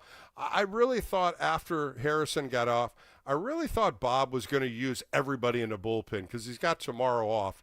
He could have easily used everybody for 1 inning, especially with Jelly going 3 1/3 or 3 2/3. I thought he could have used them every inning like he can. We saw that back in the day when he had a 2-0 lead and he used everybody, in that game. I can't remember. It was a Friday night game. I thought he could have used the bullpen better than he did today. Yeah, well, I was a little surprised, but I'm with you. Jelly, I thought, just did an amazing job, like out of the blue, stepping into facing Murderer's Row like he did. And high five to him when that bomb got hit. When that bomb got hit, the girls looked at me and said, "Sorry, Dad." There you go. But hey, thanks a million. Thanks, Bill. Dad. Keep the torch lit, Jeff, man. thanks for the call, man. Yeah, appreciate it. All right. We're going to take a quick break here on the Extra Inning Post-Game Show. Come back with Susan Slusher, and we're going to hear some post-game remarks from her as she was down in Los Angeles, and she's filed a report already, but we're going to try to pull some different news out of her. She's going to come up next right here on KNBR, the Sports Leader.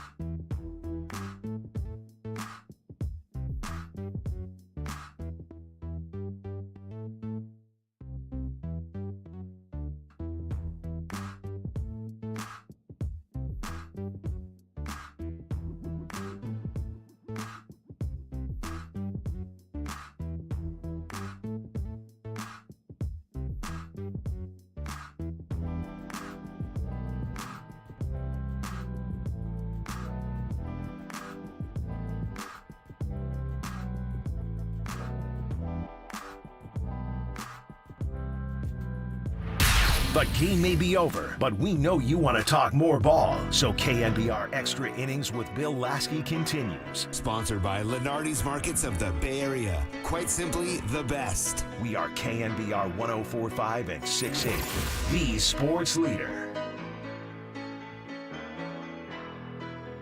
Just a small town girl living in a lonely world. She took the midnight train going anywhere. Just a city boy, born and raised in South Detroit. All right, back on the Extra Inning Post-Game Show, going a little later tonight with Bill Laskey. That was Willie Adamas, and he is excited. Rafael Devers will be in that Giants uniform on Tuesday when the Giants take on the Guardians at 6:45. First pitch right here on KNBR. Should be a fun series against the Guardians. The Guardians are struggling. They're 35-35. They just got swept by the Mariners up in Seattle, so they'll have the day off tomorrow also. And the first pitch will be right here at 6:45 Tuesday. Can't wait to see where Rafael Devers fits in this lineup, where he is going to be put in and in the position-wise. But it's just a fun day for the Giants fans. And you hear the excitement on the phone calls, and we're going to find out more from what happened after the game with Susan Slusher. But let's get back to the calls as we continue on a late-night Extra Inning post-game show. Let's go to East Sacramento and talk to Armand. Armand, how are you tonight? I'm doing well. First of all, I appreciate you holding on, Armand. I really do. I mean, we had a lot of calls tonight, a lot of excited Giants fans. Are you feeling the same? I am feeling the same. But I want to thank you. It's 9:20, and you're still on the air. And I tell you what, I love your golden voice. You bring me back to the day of Russ Hodges and Lon Simmons. Wow. The only Okay. thing That's some big names right there, pal. The only thing you're missing is you need to smoke 2 packs of Pall Malls to get a little bit more rustic. Okay. Hey, you know what? I'm going to tell you a real secret here. My dad used to smoke non-filtered Pall Malls, and when you just said that, boy, talk about remembering my dad power puffing Okay, those things. then you go back to the day. On my Father's Day, I'm remembering my dad like that. How about that? All right, okay. My dad took me to baseball. He took me to Candlestick. Okay, I mean, my dad. We didn't make a lot of money, and we stopped. We were in the cheap seats, but my dad did everything he could, and he loved Willie Mays. And I'll tell you one quick story because I wasn't going to tell you this, but one day, go right ahead. He was sitting in his Archie Bunker chair, watching the black and white, and Willie Mays hit a home run. He got up and he circled the chair and said, "Willie Mays hit a home run." And my brother and they showed an instant replay, and they showed it again, and my brother said, "Dad, he hit another home run."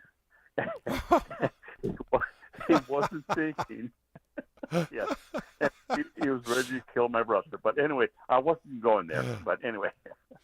Good anyway, one. That's all right, though. Hey, it's Father's Day, right? You remember little things about your pops. Well, That's awesome. I told my family we're on one big network. You know, it's Father's Day, but let's not forget the fathers that we've lost. But anyway, I really was not going. I really not going that way. But I tell you what, I want to thank you. It's 9:25, and you're still on the air, and that's what I'm saying. Your golden voice. I just wish that you could do radio back in the day when I had a transistor or just a normal radio listening to the Giants game at night. Okay, yeah, your voice is so, it's hard to describe. Not all the shouting, all the dramatics and everything else. I know we want to talk about the trade. Yes, I love the trade. I love Divers. Divers. Okay, my simple thing is, okay, Divers is a left-hand batter, right? Yes. And Flores is a right-hand batter. Why don't we just flip-flop? One day one is a designated hitter, and one day one's a first baseman. You might. But you got to look at one thing, Armand. When you look at Rafael Devers, he's making a lot of money.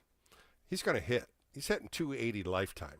You don't sit a guy like that. He's going to play either first base. They haven't really decided. They really haven't talked to him yet. I mean, these reports are coming back from some great reporters that follow the team. I want to see where he plays. I think we're all ready to see what he's going to do. No, I want him to be a designated hitter when it comes to a lefty, and then when it's but he hits left-handers just as good as right-handers. That's what I'm trying to tell you. Okay, he hits left. Okay. Yeah, he can hit. He can go opposite way. He can do everything. I know. I gave you a great compliment, and you're killing me now. No, I just think what's going to happen here. Let me just throw you an idea. I just think what's going to happen is Wilmer Flores is going to get some playing time. But when you're looking at what Wilmer Flores has done for this team, immense. Just did everything. 51 RBIs, 11 home runs. Bob Melvin is not going to just put him on a bench and forget about the guy. He's hitting 260. He has done a lot of things. But you got to look at what Rafael Devers is going to do to this lineup and what he can bring to this lineup. And he's going to bring a little more excitement with these at-bats. He's going to pound the ball out of the ballpark. He's got 214 home runs, and this is his 9th year in the big leagues. So there are things that he's going to do that Wilmer Flores can't do. And just like what Lamont Wade Jr. did, they got him all the way to the end of the rope. And guess what Dominic Smith did? A new guy comes in. That's what the game is all about. It's a business part of the game. I'm starting to hear that 2 packs of foam marks. That's what I want to hear. Yeah, but it's true, and baseball players know it. They understand it. I really think Wilmer Flores felt some heat today because his 3 at bats just didn't look like the old Wilmer Flores. He punched out 3 times. He shouldn't have to. I mean, the way his comeback.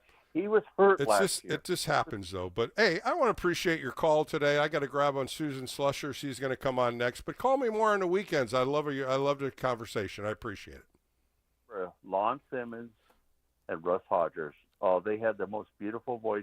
You could sit there in an afternoon or even in the evening, and they would just soothe you. And that's what you're doing to me tonight. It's a Sunday night. I appreciate it. It's almost 9:30. And I'm sitting here with a glass of wine. and well, keep it going. I'm going to keep going here for a little longer, so you can have a sip a little longer. So I'm going to continue to keep talking Giants baseball, but I appreciate your time. Thank you so much, sir.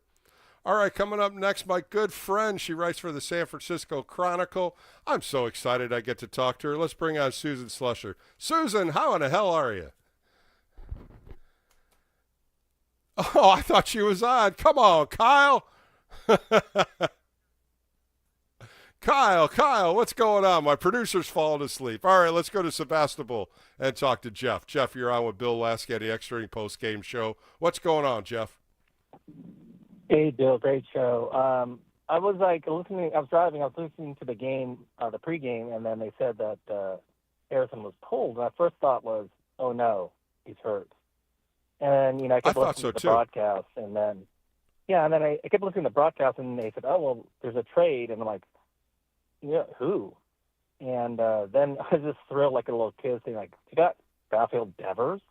I was thinking everyone's talking about Ryan O'Hearn and this and that. I like that player too, but man, to get a guy in his prime, and then that was I could think again. I thought, like, wow, he's going to fit right in because he's a Dominican. Willie Adames is from Dominican. I think there's going to be a comfort level for him. And also, it had a weird thought, not a weird thought, but it wasn't so much that I was playing manager, like, when can you do this, guy?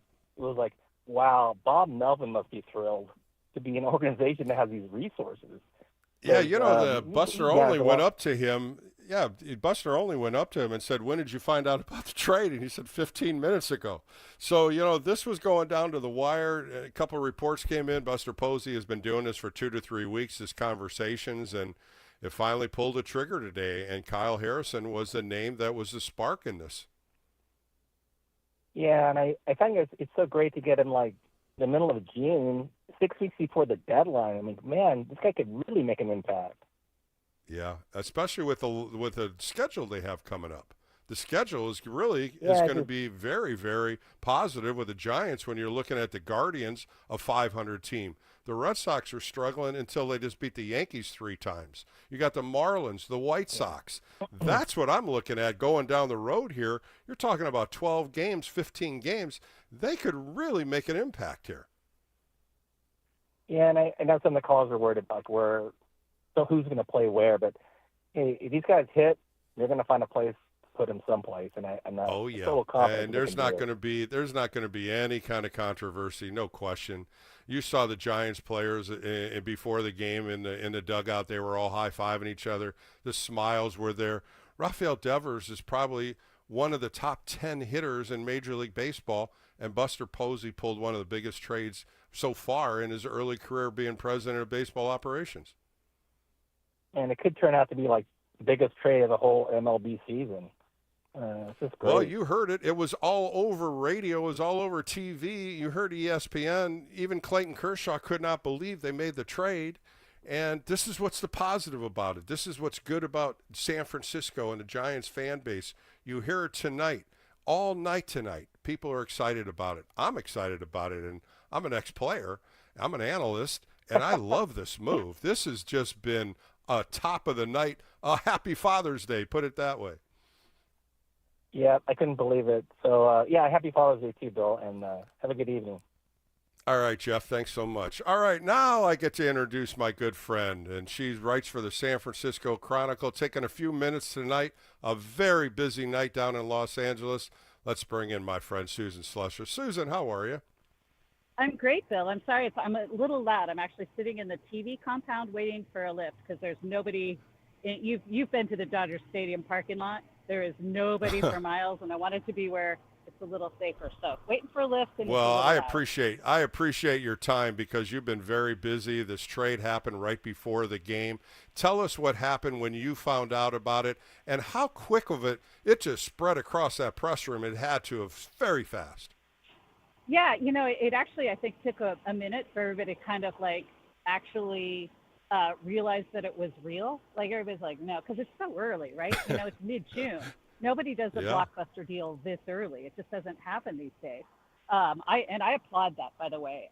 When I covered the A's, Billy Beane did a few kind of earlier, jumped the gun on everybody. And I thought, why doesn't everybody do that? You usually get a better deal, and you've got the guy for longer if it's a rental. In this case, very much not a rental. This is one of the best. No question about that. Yeah, through 2033. That's another thing that's crazy. Oh, my goodness. So the other thing, too, Susan, a lot of deferred money. It was almost $65 million deferred when you start looking at what they're going to pay him per year. Yeah, it's 7.5 deferred every year to be paid 10 years after each of those years. Which that sounds pretty nice. I know some of the agents don't like that. It's, you're giving up, basically making a loan to a team, and you miss the interest, whatever. I mean, it's such a huge. The Giants are going to be paying, $260 million. They saved some with Jordan Hicks, obviously, sort of in the neighborhood of $32 million or something. But still, this, however you add it up, this is the biggest deal in Giants history. Well, when you look at how this happened, Susan, it doesn't happen overnight. Buster Posey, I guess, came out. I read a couple of reports. It's taken about 2 or 3 weeks.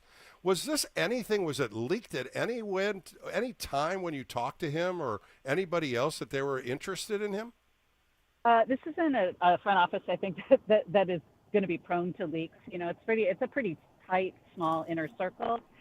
They had the previous front office had talks with Boston about Devers, and at that time the Red Sox had wanted Harrison. So, look, this is a new front office. Do you start at square one? Clearly, Harrison was a guy that Boston had identified quite some time ago as somebody they had interest in.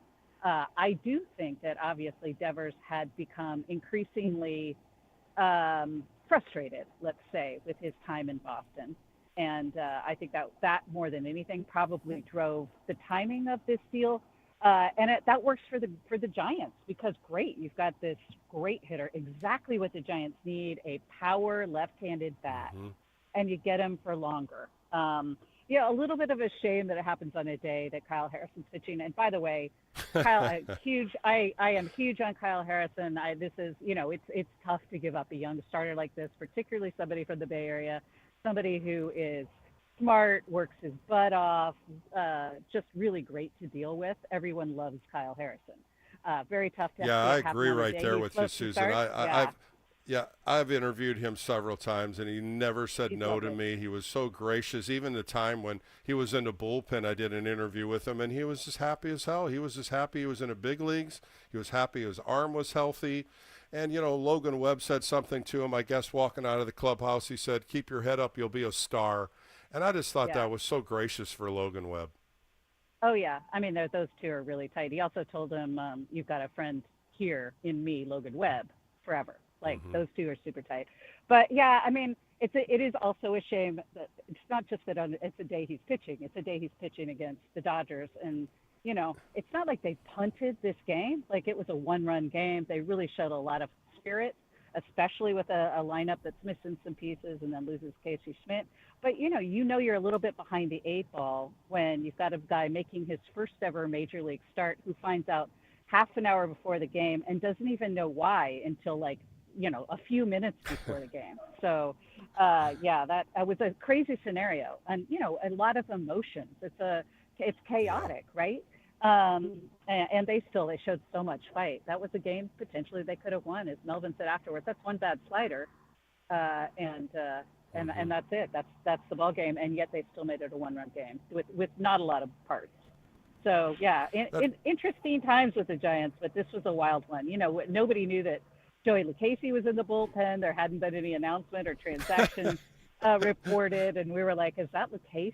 And we all had our binoculars out. We're trying to tell. It's a long way, and you can only see like kind of a shadow through that screen in the bullpen. And we're like, "Yeah, it looks like him." That was all kind of wild. He wasn't on the 40-man at the beginning of the day, and there he was. So yeah, nutty.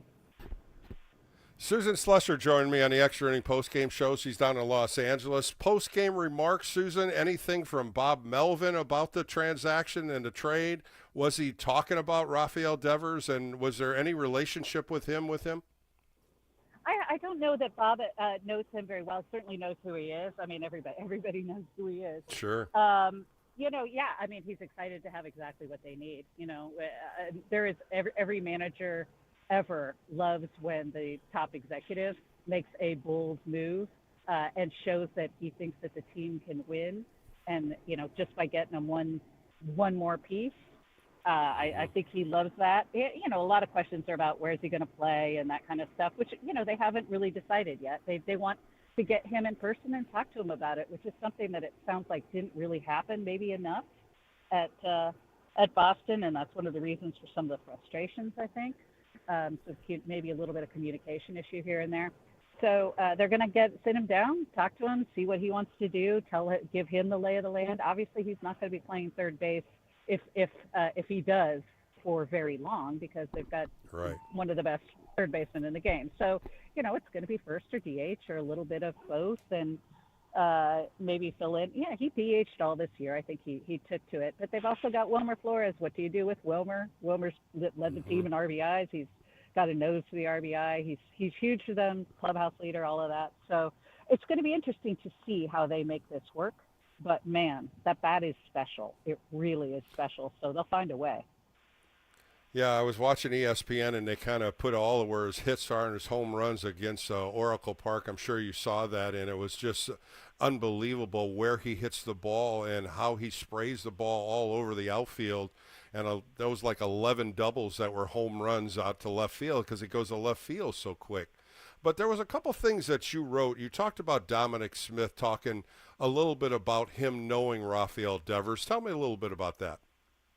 Yeah, they played together in Boston. Of course, the question was, look, this is a guy everybody knows had some issues with not getting moved off of third, which, of course, they pick up Alex Bregman. That was the move. But, he got off to a slow start off of that. He's really picked it up since, obviously. So you go like, okay, Buster has talked a lot about wanting good clubhouse guys, winners, all of that. Is this somebody who fits into this clubhouse? And Dominic Smith said, absolutely. I played with him. He is a gamer. He plays hard. He wants to win. He really loves him. And then he said, like, you're also getting one of the best hitters in baseball in his prime. In his prime, he's 28. You know, you don't go out and get a guy with that kind of contract through 2033, who isn't as Logan Webb said, he's a stud. Like, he's just an absolute stud. Logan, and Logan again is, Kyle Harrison's one of his best friends. He said, I'm ecstatic about this, about getting Rafael Devers. He would have probably been happier had Kyle not been the guy to go, but still. This is one of those things where the team feels it. You know, it really is a big deal. And again, it's the top baseball exec, somebody who is only a couple of years removed from the field, getting them exactly what this team needs. This is what they were lacking. We've been talking about it on KNBR for, you know, since even probably before the season started. They're light in offense. They're light in left-handed bats. This is what they needed. So you do what you have to. And, you know, these are the kind of guards that are, when I was covering the A's, I remember when they signed Yoenis Cespedes and Billy Beane said, it is hard for teams to acquire this kind of talent at this kind of age. And that's exactly what Buster said about Devers tonight. It is hard to get a hitter like this at this age, and he did it. So, and you don't have to worry about chasing somebody in free agency either. You know, he's there. Yeah. No trade clause. And it sounds like he's happy about coming. He and Adames are friends. You know, I think he's going to be very happy in the Bay Area. Well, Susan, a Blockbuster trade. Thank you so much for joining me on the Extra Postgame Show. A lot of calls coming in. Giants fans are excited just like we are, and I think it's a huge addition for this team. Absolutely. I mean, I think this is going to be fun. If fans aren't excited about this, I don't know what you'd get excited about. I agree with you. Well, safe travels back home, and we'll talk to you next week. Thanks, Susan. Awesome. That was Susan Slusher. She writes for the San Francisco Chronicle. You could hear her phone dying out. She's been on the phone so long, but I want to thank her for joining us tonight and talking about a little of the inside things happened after the game with some of the players and a lot of excitement, not just with Giant fans. There's a lot of excitement in this clubhouse, and they can't wait to welcome Rafael Devers. All right, we're going to take a quick break, come back. We'll have more right here on the Extra Inning Postgame Show with Bill Laskey. We'll take a quick break, come back with more right here on the Sports Leader.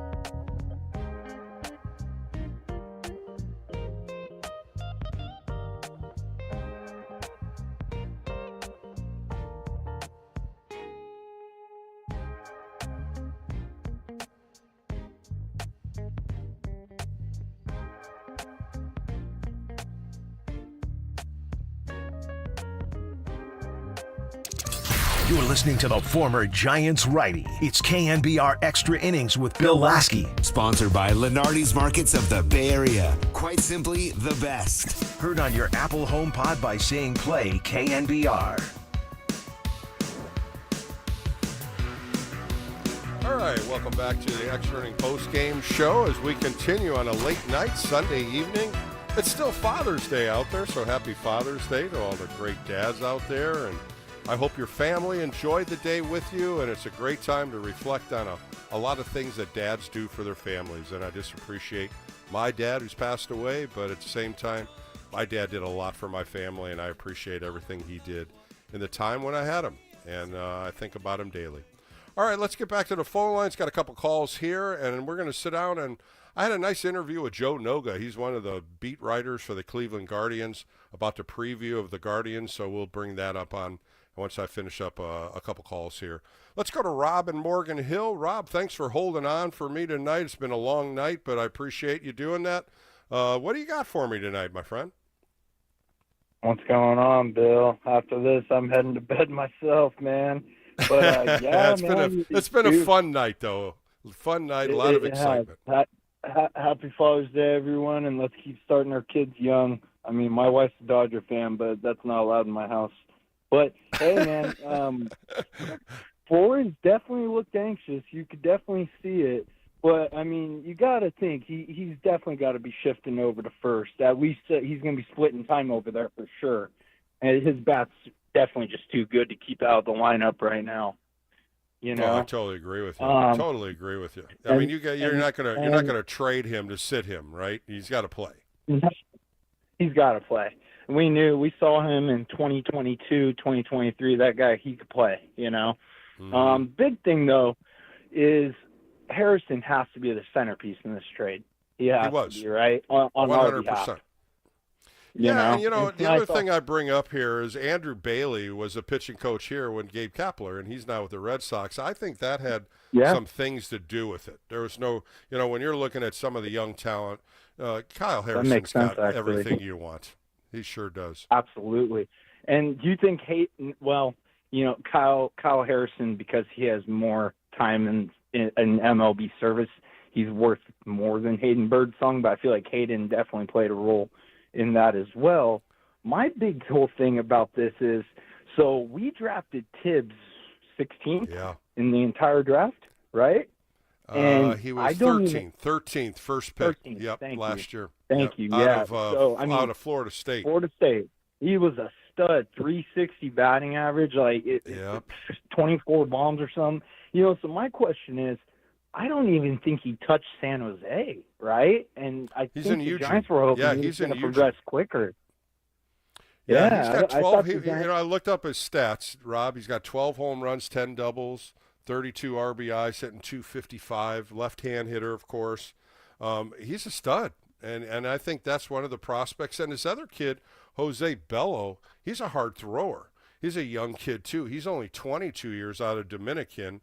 He's still in rookie ball, but 18 innings, he's got 28 punch-outs, only 3 walks. So you got to give a little bit and take a little bit, but you got rid of the contract that you had with Jordan Hicks, which was huge. You saved about $20 to $25 million on that. Kyle Harrison still is a minor, he's still a rookie, so he's at $750. But you at least take something off of Devers' contract by getting rid of Jordan Hicks. And I saw something about Devers, man. 11 of his doubles would have been bombs at Oracle, and then I've been talking about 3 of his homers wouldn't. So that's gonna be nice, though. But, Rob, when you think about him hitting off the Green Monster, he hit some pellets off the Green Monster. They're out in left field, here at Oracle.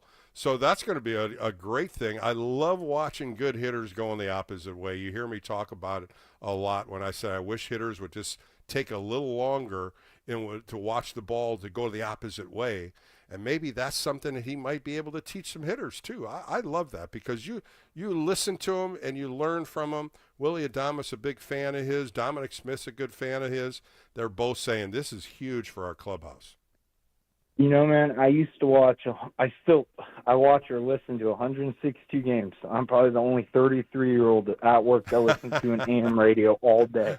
You know, because baseball's just in my blood, man. You know, but Good. I mean, I'm excited about Devers. I don't really follow the AL East too much, though, man. Probably the least out of any division because I'm a West Coast baseball kind of guy. I mean, Sure. I've been fortunate enough to go to Fenway on a tour, and I actually went to a World Series.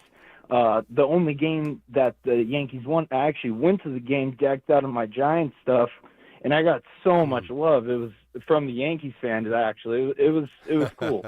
It was a great experience. Fenway Park's cool. I pitched there. It's a fun place. Of course, the Green Monster's right over your right shoulder the whole time you're pitching, you know. But it's fun. I mean, he had a great career there when you're looking at the numbers, 280, 214 home runs, 3-time All-Star, Silver Slugger Award winner. These are all awards this guy gets, and he's stacked. His career. And we in 6 years from now, us Giants fans, we want to look back on this the same way the Dodgers look at Mookie.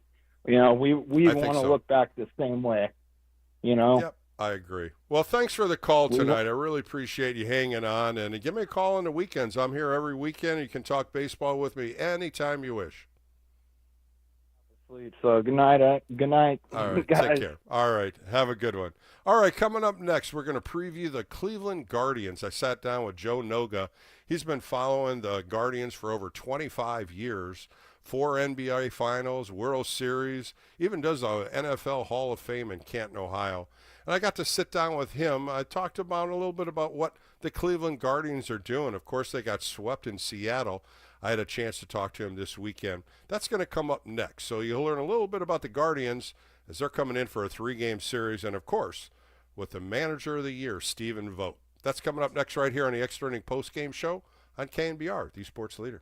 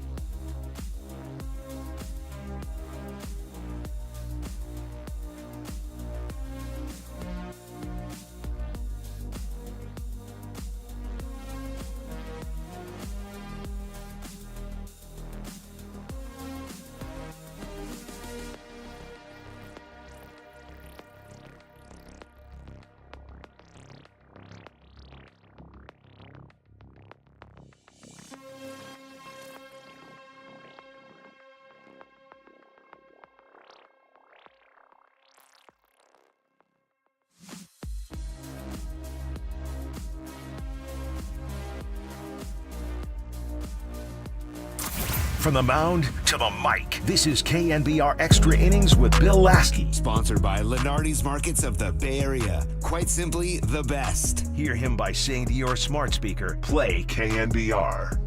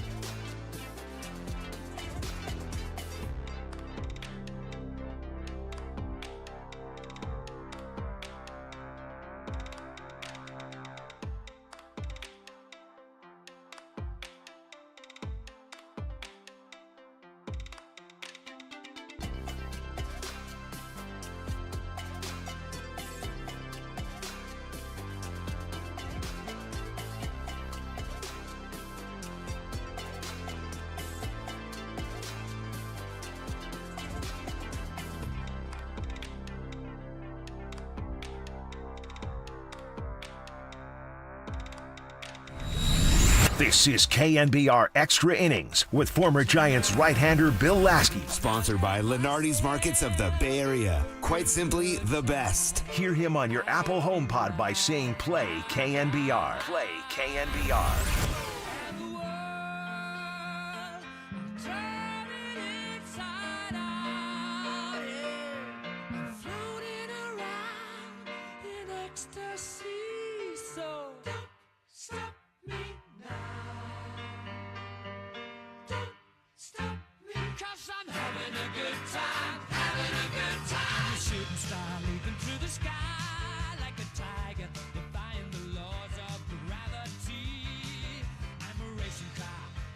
All right, welcome back to an Extra Inning post-game show as we close out a great Sunday. Boy, let's start off with wishing everybody a happy Father's Day, as that started my day. And it continued all the way up to the first pitch, 4:15, when we found out that Buster Posey made a fantastic Blockbuster trade, getting Rafael Devers from the Boston Red Sox, the 28-year-old left-hander, hitting .280 lifetime, 214 home runs, traded to the San Francisco Giants for Kyle Harrison, Jordan Hicks, James Tibbs III, and Jose Bello. Rafael Devers will be here tomorrow. We'll most likely see him when they take on the Cleveland Guardians on Tuesday. The Guardians are here for 3 games, and the Boston Red Sox will be here next weekend. I'll be having the Extra Inning post-game show on Saturday and Sunday. I'll be sitting down with 2 very good guys from the Boston Red Sox, Wade Boggs and Andrew Bailey. Got a couple great interviews coming up for next weekend with those 2. I want to thank all of you today. What a great show. Just so many great calls, so many excited Giants fans for this trade, and you should be. More offense coming to this lineup, more fun coming forward. And I tell you what, the pitchers on this staff are pretty excited with the offensive gem that Buster Posey got. I want to thank Susan Slusher tonight for coming on. Of course, she was working hard down in Los Angeles. Got to chat with her for a little bit. Joe Noga gave us a little preview on the Cleveland Guardians. 2 good interviews right there if you want to listen to those on the All KNBR podcast. Also want to thank my producer, Kyle Har, who sat with me for close to 3.5 hours putting this show on and just did a fantastic job. Ryan, of course, doing a lot of the calls. But it was just a fun night. It was Giants baseball. It's something that we want, something that's going to be better, and to achieve a possibility of winning the National League West. Buster Posey definitely did that. Rafael Devers is coming, and this is going to be a big, big plus for the San Francisco Giants. For Bill Laskey, I want to thank you all for listening to this show. It was an exciting show. We are all excited to see what the San Francisco Giants do on this next 9-game homestand. 3 against the Cleveland Guardians, 3 against the Boston Red Sox, 3 against the Miami Marlins. We'll find out more, as this week's going to be exciting. Be safe, be well. We'll be on next weekend for the Extra Inning post-game show. I'll be also hosting the KNBR Sport Phone Show on Friday. So listen to me. I'll be around, but great time today. Rafael Devers is going to be a San Francisco Giants. Be well. More coming up right here on KNBR, the Sports Leader. It's another great outing for the righty on your home of